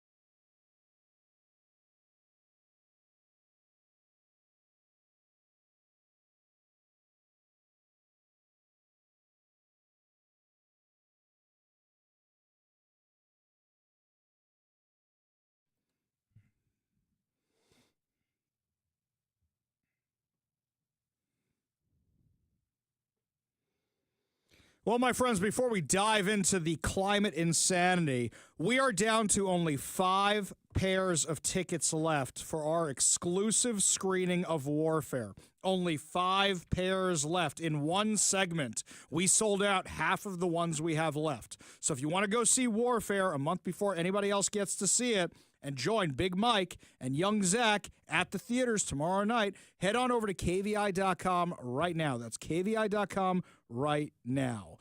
These attacks on Teslas are out of control. So, Tesla enthusiast, his Twitter account is Yaboats.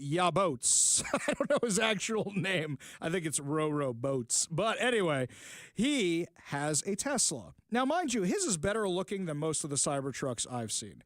He has a black wrap on the Cybertruck, and it was at the Linwood Tesla. What's going on in Linwood, by the way? It was at the Linwood Tesla Service Center, and somebody spray painted the thing because they don't like Elon Musk. And they drew swastikas all over his car, his Cybertruck, and many other people's as well. Something, I guess, ironic, don't you think about this? He drew swastikas, whoever did this, drew swastikas on the Cybertruck of a Jewish gay man. Yeah, good pick in there, you morons. But they're vandalizing Teslas all over town. We covered the other day how the Tesla dealership in Soto had 4 Cybertrucks burned. They're being vandalized across the country. Now, MSNBC looks like they've reverted back to form of 2020 to the summer of love. Here is how MSNBC described anti-Semitic graffiti, hate crime graffiti, and lighting cars on fire, smashing their windows, vandalism. This is how they described it. Tell me if this sounds familiar. But then you also overnight have this post claiming that protests at Tesla dealerships are illegal. He said today he would label violence against dealerships domestic terrorism. Now, you know I am judicious in how I play this sound, but I think you need to hear it from him. Mr. President talks about some of the violence that's been going on around the country at dealerships. Some say they should be labeled domestic terrorists. I will do that. I'll do it. I'm going to stop them. We catch anybody doing it because they're harming a great American company. Let me tell you, you do it to Tesla and you do it to any company, we're going to catch you and you're going to go through hell. So just to be clear, you protest a private company, you are labeled by this administration a domestic terrorist. Oh, we're back to fiery, but mostly peaceful protests. They destroyed vehicles. They lit them on fire. They vandalized them with anti-Semitic graffiti. And you guys claim white supremacists are such an issue. Well, there's swastikas everywhere. But they're just protests? This is media malpractice.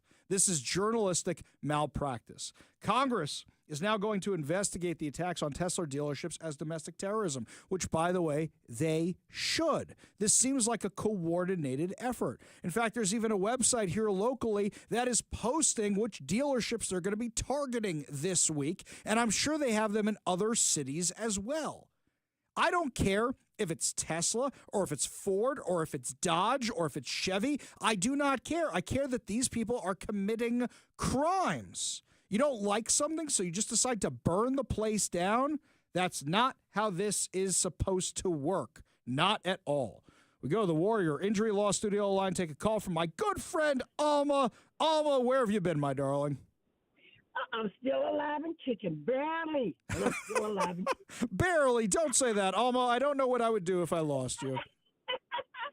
Oh, you're just going. If I tell you what you want, I'm going to say you're going to want to lose me. Oh, no, Alma, no. Okay, you and I may disagree, but no, don't say things like that, Alma.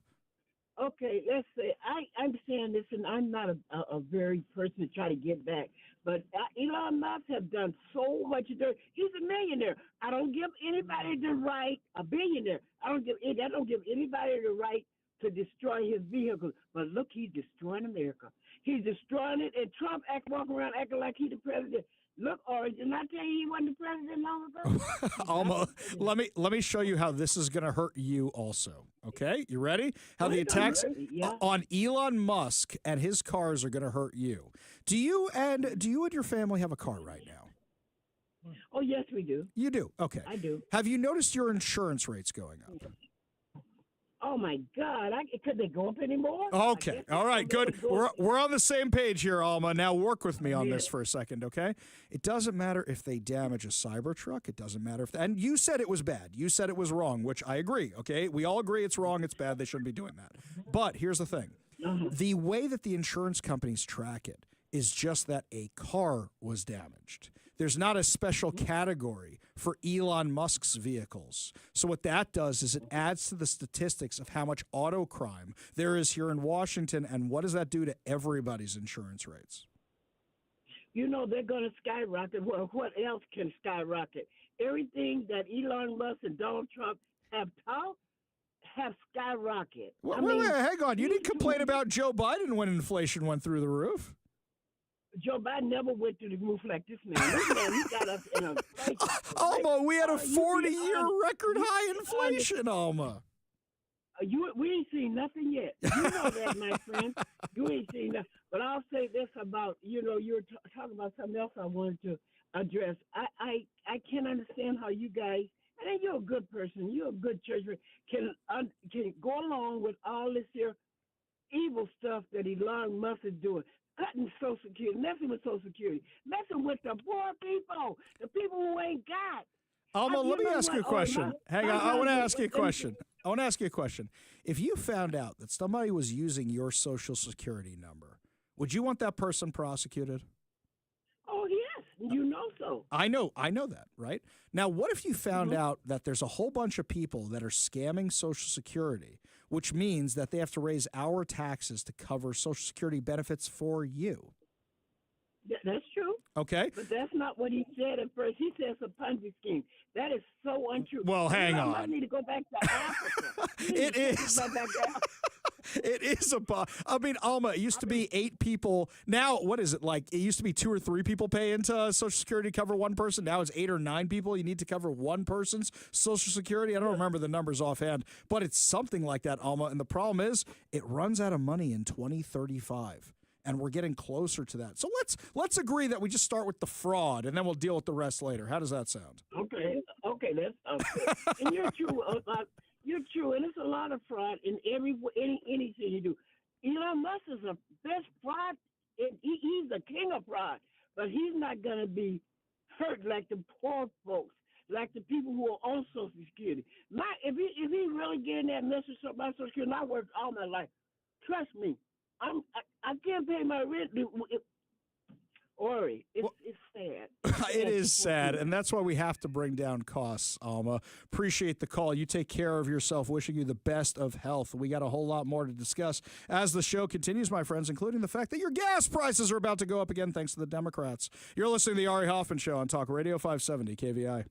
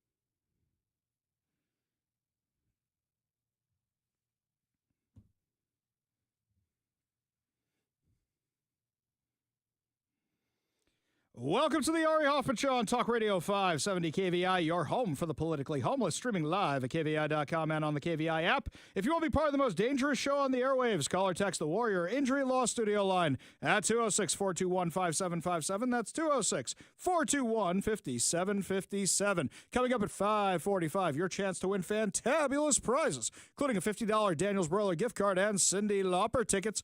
But before we get to any of that, I know a lot of you are coming home from work right now. I know a lot of you are driving in your cars, and I know a lot of you are going to have to fill up for gas on the way home. Well, you might be in for a little sticker shock because according to a new analysis, your gas prices are going up another 40 cents a gallon thanks to bad legislation passed by the Washington State Democrats. Joining us now on the Warrior Injury Law Studio line from the Washington Policy Center, the one and only Todd Myers. Thanks for being with us today, sir. Having me on. Always nice to chat with you. Great to have you, buddy. So I saw this press release from you guys, and I don't normally get breaking news from the Washington Policy Center, so I opened up the email right away as opposed to waiting on it until this evening, and I almost had a heart attack. 40 cents a gallon? So let me explain. The way that the CO2 tax in Washington State is set is at a quarterly auction where they sell permits essentially to emit CO2. And that price was released today, and it's 50 cents a metric ton, which translates into 40 cents a gallon of gas and 48 cents for a gallon of diesel.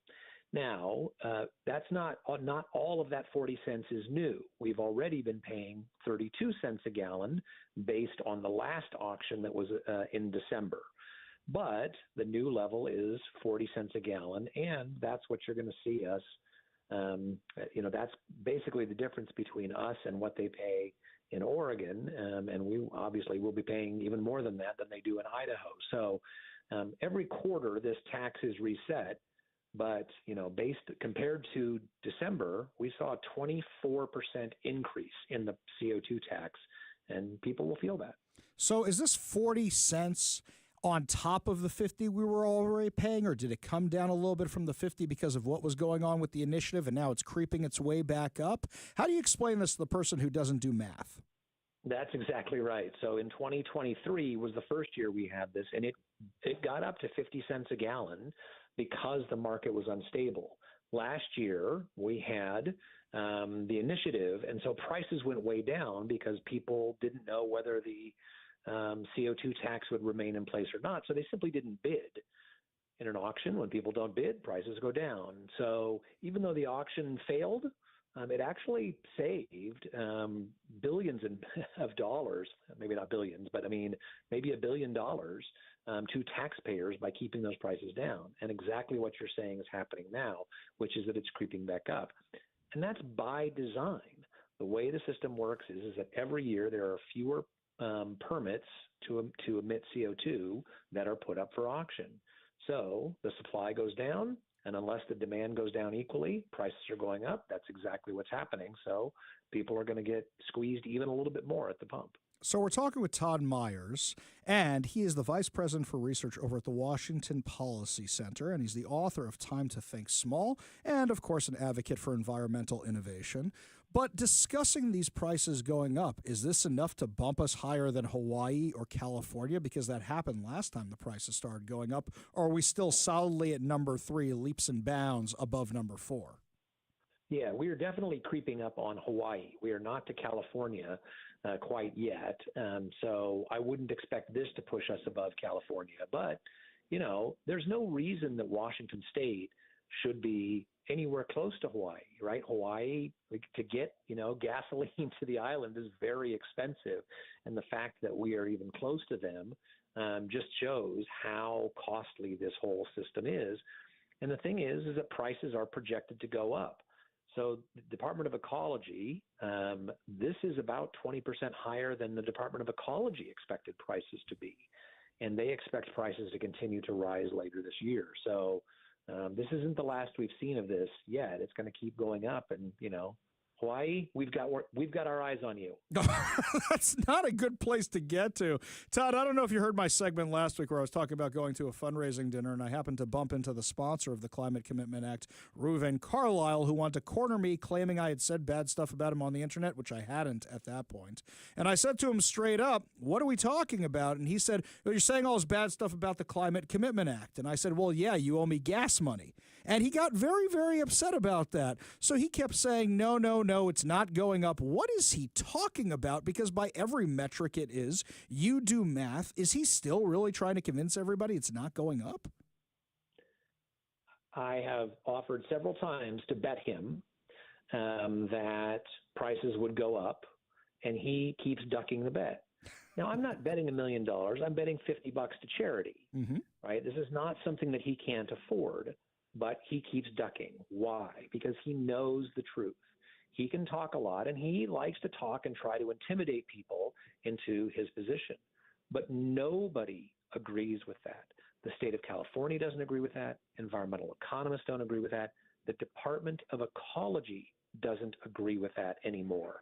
So he is trying to just simply gaslight people into believing that this isn't going to increase their prices. One of the reasons is he's a beneficiary. One of the groups that he started, the Clean and Prosperous Institute, has a contract with the state for $40 million to install EV charging stations. Guess where that money comes from? This tax. So he is either deluded or gaslighting, but neither is good, and he should know better. Yeah, absolutely, he should. And in fact, if he doesn't like what I just said, bet me. He can bet me $50 to charity, but he won't. I'll tell you what, we did this last time when we had the issue with Joe Wynn. And he was saying, oh, no, it's not going to go up. And we had you and Joe Wynn in the studio, and we had a fun little debate here. Would you be willing to do something like that again, but this time with Reuven Carlyle? Absolutely. I'd be happy to do it. Okay, so I'll tell you what. We've got Todd accepting this from the Washington Policy Center. Reuven Carlyle stopped me from having my lamb burger and my old-fashioned, so I'm taking this kind of personally. But I promise I will be a non-biased mediator, just like I was last time, and we'll let the two of you fight it out. So I will reach out to him tonight and see if he's interested in coming on the show to debate you about this. Sound like a plan?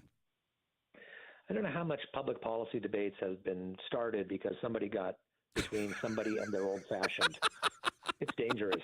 It really, really is, because you and I wouldn't do that to anybody, right? A person wants a drink, a person wants a hamburger. You let them get the food, they'll be in a better mood, and then you guys can have a discussion over who ripped who off. Todd Myers from the Washington Policy Center. You should pick up his book, Time to Think Small. It's sitting on my nightstand. It should be on yours as well. Thank you, as always, for doing the math for all of us who can't do the math, sir. We do appreciate it.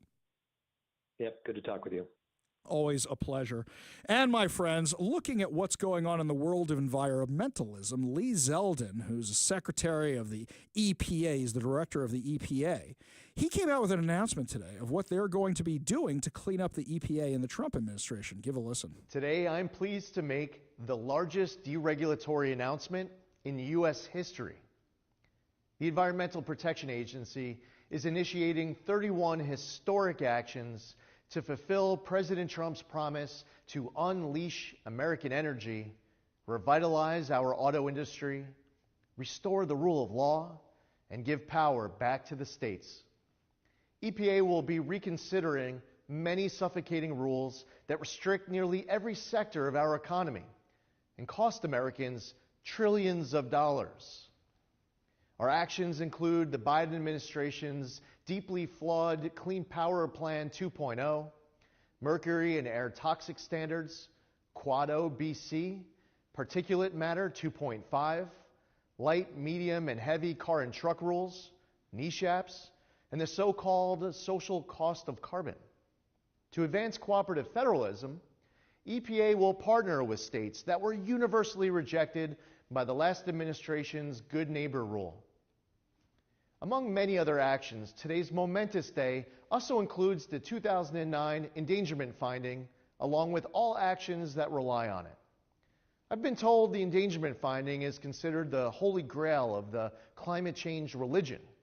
For me, the U.S. Constitution and the laws of this nation will be strictly interpreted and followed. No exceptions. Today, the Green New scam ends as the EPA does its part to usher in the golden age of American success. Our actions will lower the cost of living by making it more affordable to purchase a car, heat your home, and operate a business. Jobs will be created, especially in the U.S. auto industry, and our nation will become stronger for it. From the campaign trail to day one and beyond, President Trump has delivered on his promise to unleash energy dominance and lower the cost of living. We at EPA will do our part to power the great American comeback. I know a lot of people were going bonkers because Elon Musk set up a Tesla dealership in the driveway of the White House yesterday. But here's something that's interesting to me. Joe Biden did the exact same thing. Joe Biden had the cars. He had cars. He had Jeeps. He had Dodges. He had all this kind of stuff out there on the front lawn when he was promoting green energy. He had Fords. He had all these different cars. He was driving a Ford Lightning to promote green energy. So anybody who's saying, oh, he shouldn't have done that with Elon Musk, Joe Biden did the exact same thing. But here's something else. Why are conservatives all of a sudden all excited about Tesla? Because Elon Musk is their guy, and you're coming after their guy, and they want to buy his product. And people like these cars. I don't, but a lot of other people do. I don't want to drive a Cybertruck. A lot of people say they do. But the idea is to have the choice. Not like in Washington State, where they say by, 2035, 2030, they're going to stop selling gas-powered cars. Do you realize what they have done to the trucking industry? We had our friend Steve Gordon on the show a week ago, and he was telling us how the trucking industry, now they can't buy the trucks they need around here. They can't buy the vehicles they need around here because of the crazy climate emission regulations and what you can sell and what you can't sell. So you know what that means? A whole bunch of tax revenues going out to Idaho. A whole bunch of tax revenues going out to other states. And those trucks are just going to come here. And people who wanted a new truck are going to keep driving their older trucks, which are less clean for the environment. The policy makes no sense whatsoever. Are we against electric vehicles around here? No, we never have been. We make fun of them a lot. But you want to drive an electric vehicle? Go drive an electric vehicle. It doesn't make sense for me, but maybe it makes sense for you. And it's about having that choice. But it's about something else also. So, you just heard Todd Myers talk about Rubin Carlyle, that he got $40 million to go build electric car chargers and whatever else. Who are the ones who are installing a whole bunch of those car chargers? Tesla. The left is going bonkers on Tesla because they hate Elon Musk. Meanwhile, it is the most successful electric car company. It's having the jobs here in America. They're building the jobs. They took some of the abandoned auto factories because the jobs got shipped overseas by Democrats, and they started building the Teslas with them. They're attacking the electric cars. They're lighting them on fire because they don't like Elon Musk. This is leftist logic, which is mind-boggling to me. Absolutely mind-boggling. It's like the lunatics who burned down the Street of Dreams a few years ago. My God, this was already like almost 20 years ago. The Street of Dreams, they build out somewhere on the east side, usually in the Bellevue area every year, to show off new home building techniques, new things you can buy for your house. My in-laws actually bought a Street of Dreams house. They saw the design they liked on the Street of Dreams, had the architect do some work, and he built their dream house for them. But the Street of Dreams was set on fire by some climate activists, calling it a waste. Do you know what the theme of the Street of Dreams was that year? It was eco-friendly. So they burned down eco-friendly houses because they weren't friendly enough for the environment, which is bonkers crazy. Here, what are they doing? We've been hearing for years how they love electric cars, but they're lighting Teslas on fire. What does that do to the lithium-ion battery? Oh, and by the way, pulling those lithium-ion batteries out of the ground is way nastier than drilling for the oil. So now what do they got to do? Get more lithium-ion batteries to put in the Teslas that you guys destroyed to build new Teslas. This is the liberal insanity. Now, when you talk about a company being on the White House lawn, Donald Trump is trying to talk about American companies. He highlights American companies. He has press conferences about American companies, and their investment is helping the economy get back on track. That's exactly what we want to happen. We had Good news in the stock market this week because investment is coming back. So we have ideas of manufacturing coming back to the United States. Here's Cleveland Cliffs CEO talking about this morning, where companies are coming back and want to invest here. So right now we have the right moment, the right time. Manufacturing is back. If you believe that a supply chain bringing parts of cars across the border with Mexico or Canada 7 times, and this is efficient, this is not. This is insanity. We've got to build in America. We've got to produce things here, employ Americans, and be happy with everybody. So when you hear about this stuff, when you hear about companies coming back and manufacturing coming back to the United States, that's good news. But the leftists see it as bad. Let's take me and Mike for a minute, right? We make fun of Joe Biden a lot. But I said at the beginning of his presidency, look, if this stuff happens to work, maybe I'll change my tune on it. They will never change their tune on Donald Trump, the far leftists, the 20% that keep going against everything he does, no matter what it is. Just like he said in his State of the Union address, he could cure cancer, he could cure the worst disease, and they won't stand up and applaud because he's the one who did it. You can't win with people like that, so you got to worry about everybody else. And it looks like with the news we saw from Wall Street today that things are improving slightly. It's one day, so don't get overexcited. But manufacturing jobs coming back to the U.S., American companies being successful in the U.S., this is good news. And leftists, all they know how to do is destroy, tax and destroy. That's what they know how to do. We go to the Warrior Injury Law Studio line, take a call from Jeff in Olalla. Jeff, what's going on? Well, I get frustrated. Today I heard about the family that is suing Alaskan, Japanese, or Japan Airlines over the little minor collision they had out at SeaTac on the runway. You know, just taxiing, and they bumped into each other. And they want $200,000 apiece for emotional and physical damage. This is what's wrong with our society when people make money grabs like this. To me, this is just a money grab. You know, we never talk about, I don't hear this being in the headlines anymore, tort reform, which is legal reform, right? It's you can sue anybody for anything. You want to sue McDonald's because you spilled coffee on yourself or whatever else it is. You can sue anybody for anything anymore. And all it does is tie up the legal system for real issues. So nobody was injured. So here, one time, I'll tell you the story, Jeff. Years ago, my wife and I were flying to San Francisco. We were going to drive the coast from San Francisco down to L.A. And I'm sitting there at SeaTac. I don't remember. I think I was flying Alaska. And I'm sitting there at SeaTac, and as we're getting ready to go, you're just sitting there. All of a sudden, the whole plane moves sideways. Just woof. And I'm like, well, that didn't sound good. It turns out one of the luggage carts hit the plane head on. Now, I don't know what the guy was doing that he wasn't paying attention. And a friend of mine who worked for Boeing at the time said, oh, yeah, dude, that happens more often than you know. But are we going to sue over that? Was I inconvenienced? Sure. Did they give us vouchers to make up for it? Yeah, I think they gave us something, and then they rebooked us on the next flight. Do you think that was worth a lawsuit?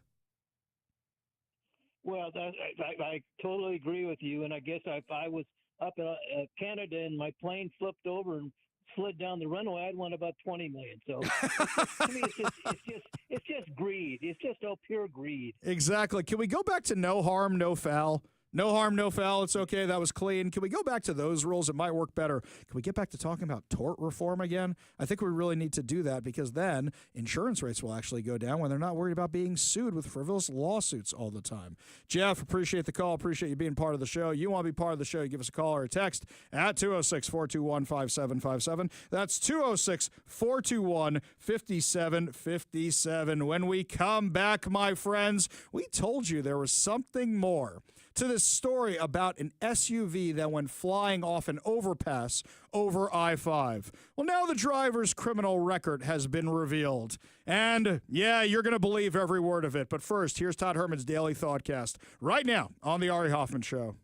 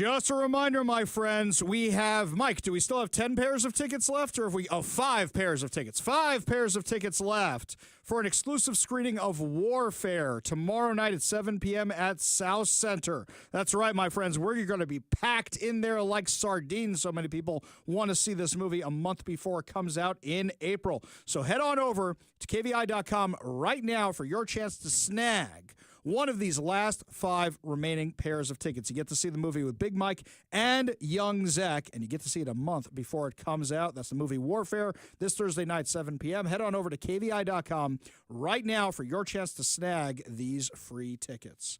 Last week, Mike and I were talking, or rather it was Monday. It was Monday. My God, it was only Monday. Monday, Mike and I were talking about this case over the weekend. It happened on Friday, I believe, where an SUV went flying off an overpass, landed on I-5, killing a passenger in the vehicle and injuring other people. It's a miracle more people weren't killed. Can you imagine you're driving along and all of a sudden an SUV comes flying off the overpass?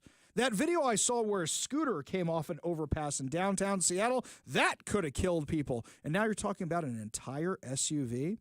Well, now we're finding out more about the suspect, Daoud Sakari Mohammed. Now, number one, I looked up his arrest report, and there's a box there that's blank. Mike, you want to wager a guess on which box is blank? I'll give you a hint. It's got his address. It's got his driver's license number. But the box that says citizenship is blank. Now, we haven't confirmed with ICE yet whether or not he's an illegal immigrant, and that could just be a police officer not filling it out or one who's following the sanctuary state rules. So I don't want to say the guy's an illegal immigrant, but he's been charged with hit-and-run felony, driving while license is suspended or revoked in the second degree, violation of ignition interlock, reckless endangerment, reckless endangerment, reckless endangerment, reckless endangerment. All these charges hit against this guy. Now, we have the King County Prosecutor's Office release the charging documents which show his criminal history. Now, we knew something like this was fishy when the guy threw away his wallet, when the police officers found him wandering around without shoes because he left them in the vehicle he was allegedly driving. Now, he has previously had a suspended license, and he's required to have the ignition interlock installed on his vehicle, but there wasn't one on the vehicle. He has previously pled guilty to negligent driving in the first degree, which was originally a DUI, which means they pleaded it down. He also has a conviction for driving under the influence itself and an active deferred prosecution for driving under the influence. Isn't that 3 strikes and you're out? In addition to the criminal history, the defendant has a criminal conviction for a criminal trespass of first degree, more than 35 traffic infractions since 2013. I thought I was bad, by the way, including an infraction for speeding 24 miles over the speeding limit, 5 miles over, 17 miles over, 20 miles over, 23 miles over, 24 miles over, 30 miles over, 31 miles over, operating a vehicle without insurance, using a cell phone while driving, driving without a valid license, following too close, violating the carpool lane, driving without a seatbelt, and has had 3 warrants issued since 2017. How many more charges do you need on this guy? It's charge after charge after charge. At some point, you got to say, you ain't allowed to be driving the vehicles no more. You shouldn't be driving the cars. Take an Uber, it's cheaper, and nobody dies. But this is the thing around here. Even though the King County Prosecutor's Office is holding this guy and asked for as high bail as they possibly could, he killed somebody. He allegedly killed somebody, the passenger, his friend, who he was driving around when the car went flying off the overpass. Was he under the influence? Was he driving recklessly? Did he do something stupid? Was he on his cell phone when he went off the freeway? There's a lot more to the story. Guarantee there's a lot more to the story, but I really want to know why that box that says citizenship wasn't filled out. We go to the Warrior Injury Law Studio line, take a call from John and Kent. John, what's going on, man? Oh, a whole lot. I wonder if our legislators are watching Trump or something, because it sure seems like they're really getting on everything, and trying, where you can't hardly keep track of what the hell's going on, sort of like Trump. But I called in today to go ahead and, about those bills that have already been passed and, Oh, you mean you called the legislative hotline? You called the legislative hotline is what you're saying. Yeah. Okay. Yeah. And anyway, I asked the guy when I got on, I said, hey, I want to ask you a stupid question. I said, is there any way that this stuff gets to the governor? And he says, well, yeah, you can go ahead and ask. Well, yeah, but not just that. The governor's office gets to see how many people called in on these bills. He's going to know how popular it is based on the phone calls. And let's not forget that Bob Ferguson wants national office. Bob Ferguson just wants people to like him. Bob Ferguson wants to be popular. So the question is, how many of these bills is he actually going to sign? Because now he's got a risk-reward situation. He wants the Republicans to like him. He wants moderates to like him. He doesn't want to lose his own party. If he vetoes a bunch of these bills, are the Democrats going to turn on him, as we discussed earlier in the show? They might be doing already. John, appreciate the call. Appreciate you being part of the show. You want to be part of the show, you give us a call or a text at 206-421-5757. That's 206-421-5757. When we come back, a Seattle public school parent will be joining us to tell us about the insanity they've been dealing with in the classroom. You're listening to the Ari Hoffman Show on Talk Radio 570 KVI.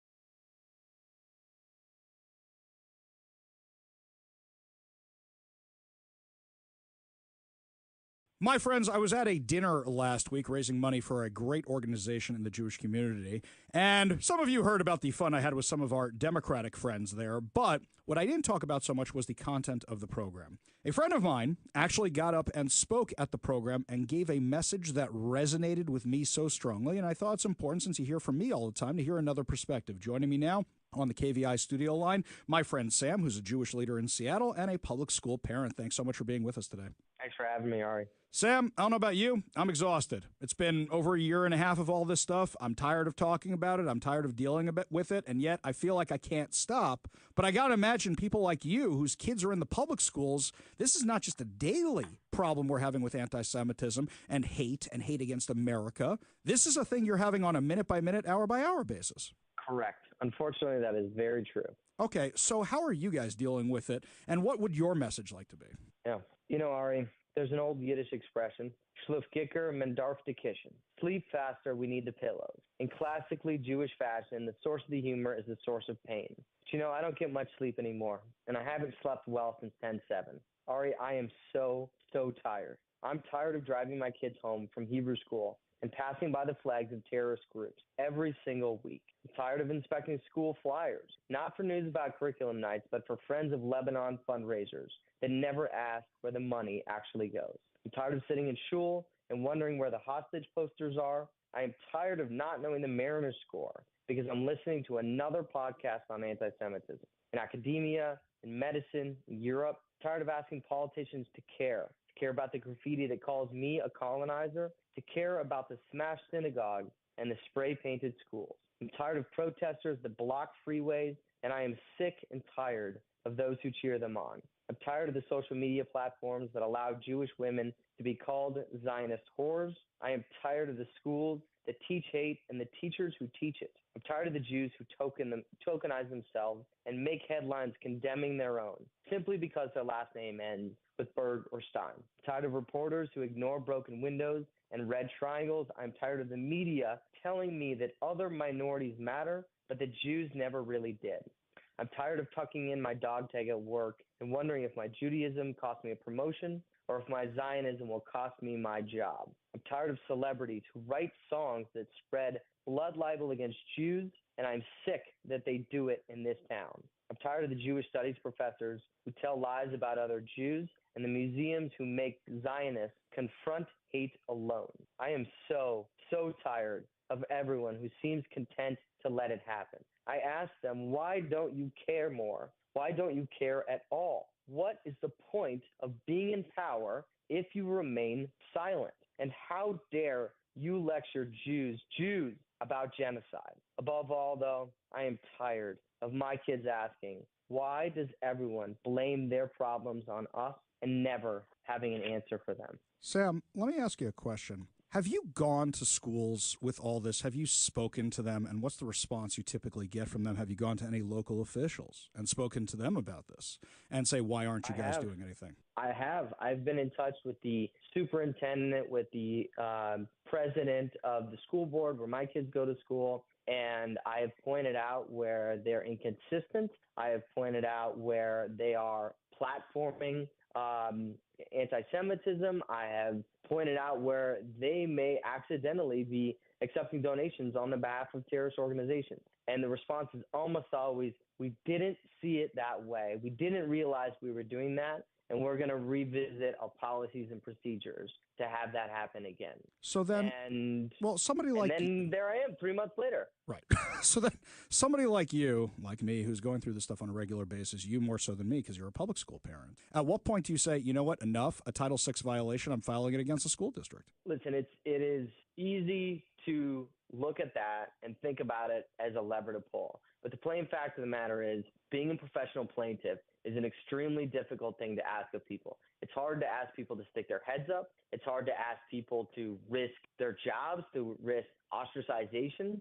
It's incredibly difficult, and you need an environment in which you think you're going to win. So I think that's an escalation. I think at times it has to happen. I think it's an important thing to use when you when you need it and when you've tried everything else. But I also think that you want to do it in the right way once so that other school districts see it and feel it and then change their behavior accordingly, because it is so difficult to do this everywhere. There's 10,000 school districts in King County alone. And so picking where you're going to do it, being visible, having an impact, having, sympathetic plaintiff, all the other things that go into smart action through the legal system is important, and that can't be entered in casually. In the last few minutes, we have my friend Sam, who's a Jewish community leader and a parent in Seattle Public Schools. At what point, and I know people on the radio are going to be thinking this as they're listening to this interview, at what point do you say, I'm leaving the synagogues that don't care about Judaism, that are more interested in indoctrination or social justice causes? At what point do you say,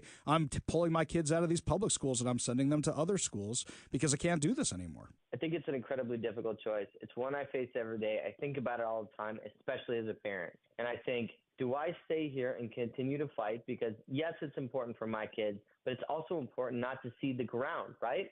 At the end of the day, public school system is the biggest educator for all kids, Jewish, non-Jewish, whatever. And if the Jews don't stay and fight for every inch, then that radicalism that truly others people, that makes a hostile environment, is going to continue to creep. I believe the same is true for a shul, for a synagogue. That if you don't fight for every inch, that if you give up on them, then you allow it to be a wound to fester instead of addressing it. So, on the one hand, yes, I'm tempted to go somewhere where it's easier. And I've had friends elsewhere ask me the same question.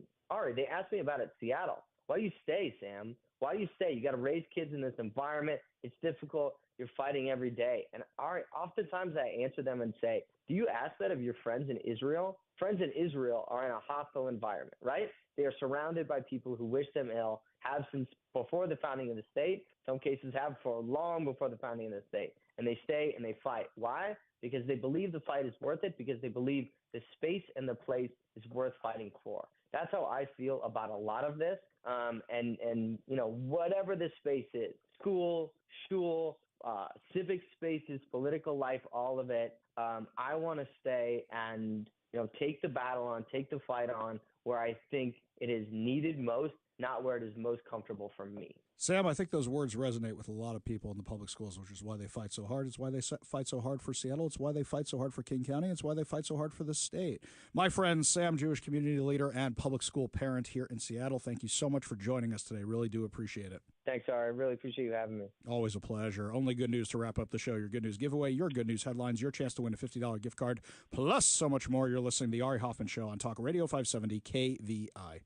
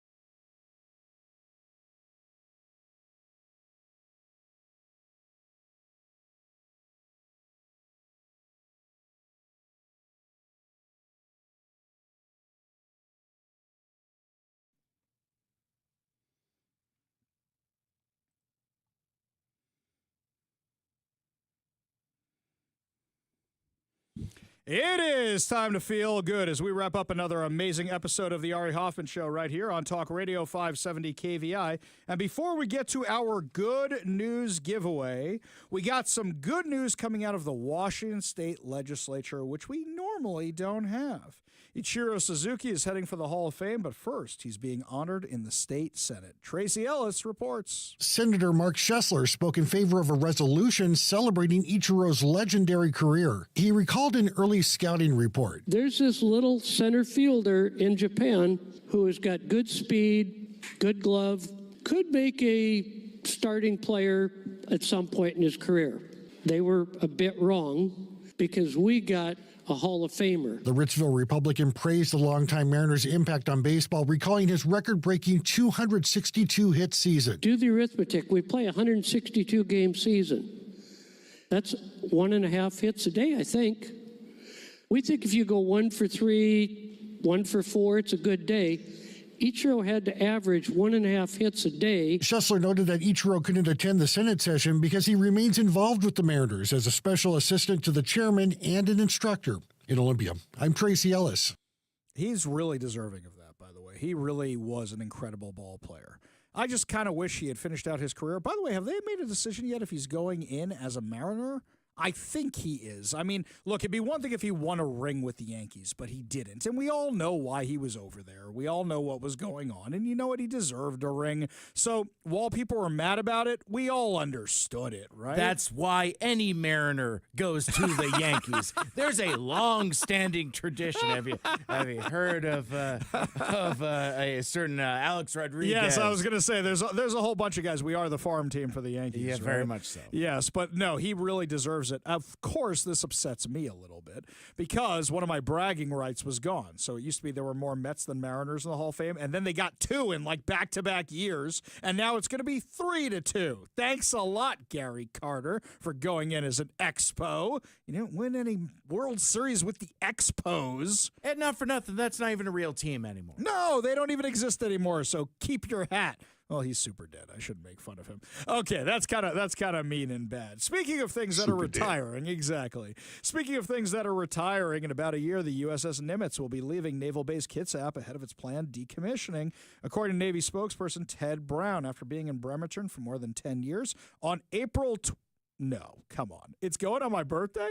On April 12, 2026, the Navy's oldest active aircraft carrier will move to Norfolk, Virginia, where it will be decommissioned. The ship returned from several weeks of sea training operations in February and is currently moored along the Sinclair Inlet. I was lucky enough to go on the ship last year over July 4th weekend. We did a show about it. I was talking about it on the air, actually. It was really amazing. The ship, nicknamed Old Salt, took part in a composite training unit exercise, or Computex, which is the USS Nimitz Strike Group's final certification before a regularly scheduled deployment in the Indo-Pacific region, according to the carrier's Facebook page. Como News reported that usually ships are deployed for 4 to 6 weeks after a Computex training, so the ship's global deployment will likely be its final one before its planned decommissioning. The USS Ronald Reagan is also based at Naval Base Kitsap Bremerton and is scheduled to begin its 17-month docking. Planned incremental availability at Puget Sound Naval Shipyards this month. Its maintenance and upgrades will keep the Ronald Reagan in Bremerton until at least mid-2026. The Nimitz was first moved from Naval Station Everett to Bremerton for maintenance in 2015, then later had its home port moved to Bremerton. The aircraft carrier had also stayed in Bremerton from December 2010 and March 2012 for maintenance work. I gotta say, the old girl was looking rough when I saw her last. Rust everywhere, holes. I'm amazed like people's feet haven't gone through that sucker. It was looking rough. But it was still amazing to be somewhere, a special part of history. And I learned something new being on the aircraft carrier that time. We went to the mess hall. And my friend, who was stationed on the ship, he said to me, Ari, take off your hat. I said, why am I taking off the hat in the mess hall? He goes, because it was used for mass casualty events, and they go to the mess hall. So if people died here, and people have died here, you want to show respect in the mess hall. I was unaware of that little naval tradition. Learn something new every single day. Before I forget, and before we get to our chance to win fantabulous prizes, we only have 5, count them, 5 pairs of tickets left to join KVI's Big Mike and Young Zach for an exclusive screening of Warfare this Thursday at 7 p.m. Written and directed by Iraq War veteran Ray Mendoza and Alex Garland, Warfare embeds audiences with a platoon of American Navy SEALs in the home of an Iraqi family overwatching the movement of U.S. forces through insurgent territory. Warfare is in theaters on April 11th, but you get to see it a month early if you go to KVI.com right now and get one of the last 5 pairs of tickets. We managed to find a few more because this thing was sold out. But, my friends, you got to sign up right now because these things were gone by the end of the show yesterday, and we had just started announcing them. So they'll probably be gone today. Head on over to KVI.com right now for your chance to claim these tickets. Before I forget, your chance to win fantabulous prizes. Today, we're giving away a $50 Daniel's Broiler gift card. Daniel's Broiler has been a Seattle favorite since 1980, features USDA prime steak and other specialties, including chicken and fresh seafood, as well as a selection of high-end spirits, wine, and cocktails. Daniel's Broiler is open now in Bellevue, downtown Seattle, Leschi, and South Lake Union with dine-in, takeout, and delivery. Check out danielsbroiler.com to reserve a table, place your takeout, delivery order, and more. We're also giving away a copy of 7 Steps to a Successful Retirement and a bonus of the Little Red Book of Retirement by Brian Evans of Madrona Financial and CPAs. Learn how to design your retirement to support your quality of life. For 30-plus years from Brian Evans of Madrona Financial and CPAs, a local company working to help you grow deep financial roots so that future financial storms don't blow your life savings away. Visit MadronaFinancial.com for more information and discover how you can create a rooted wealth plan today. Last but certainly not least, we are giving away 2 tickets to Cyndi Lauper at the White River Amphitheater on August 19th. Get your tickets Friday at Ticketmaster.com, but win them early with us. All you have to do in order to win these fantabulous prizes is be caller number 10 at 206-421-5757. That's 206-421-5757. Caller number 10 will win a $50 Daniel's Broiler gift card, a copy of 7 Steps to a Successful Retirement, and a Little Red Book of Retirement by Brian Evans of Madrona Financial and CPAs, and 2 tickets to Cyndi Lauper at the White River Amphitheater on August 19th. Phone lines are open now. Give Mike a call for your chance to win at 206-421-5757. That's 206-421-5757. That's going to do it for us today. We'll be back tomorrow with more insane stories, more exciting guests, and, of course, more giveaways. You've been listening to The Ari Hoffman Show on Talk Radio 570 KVI.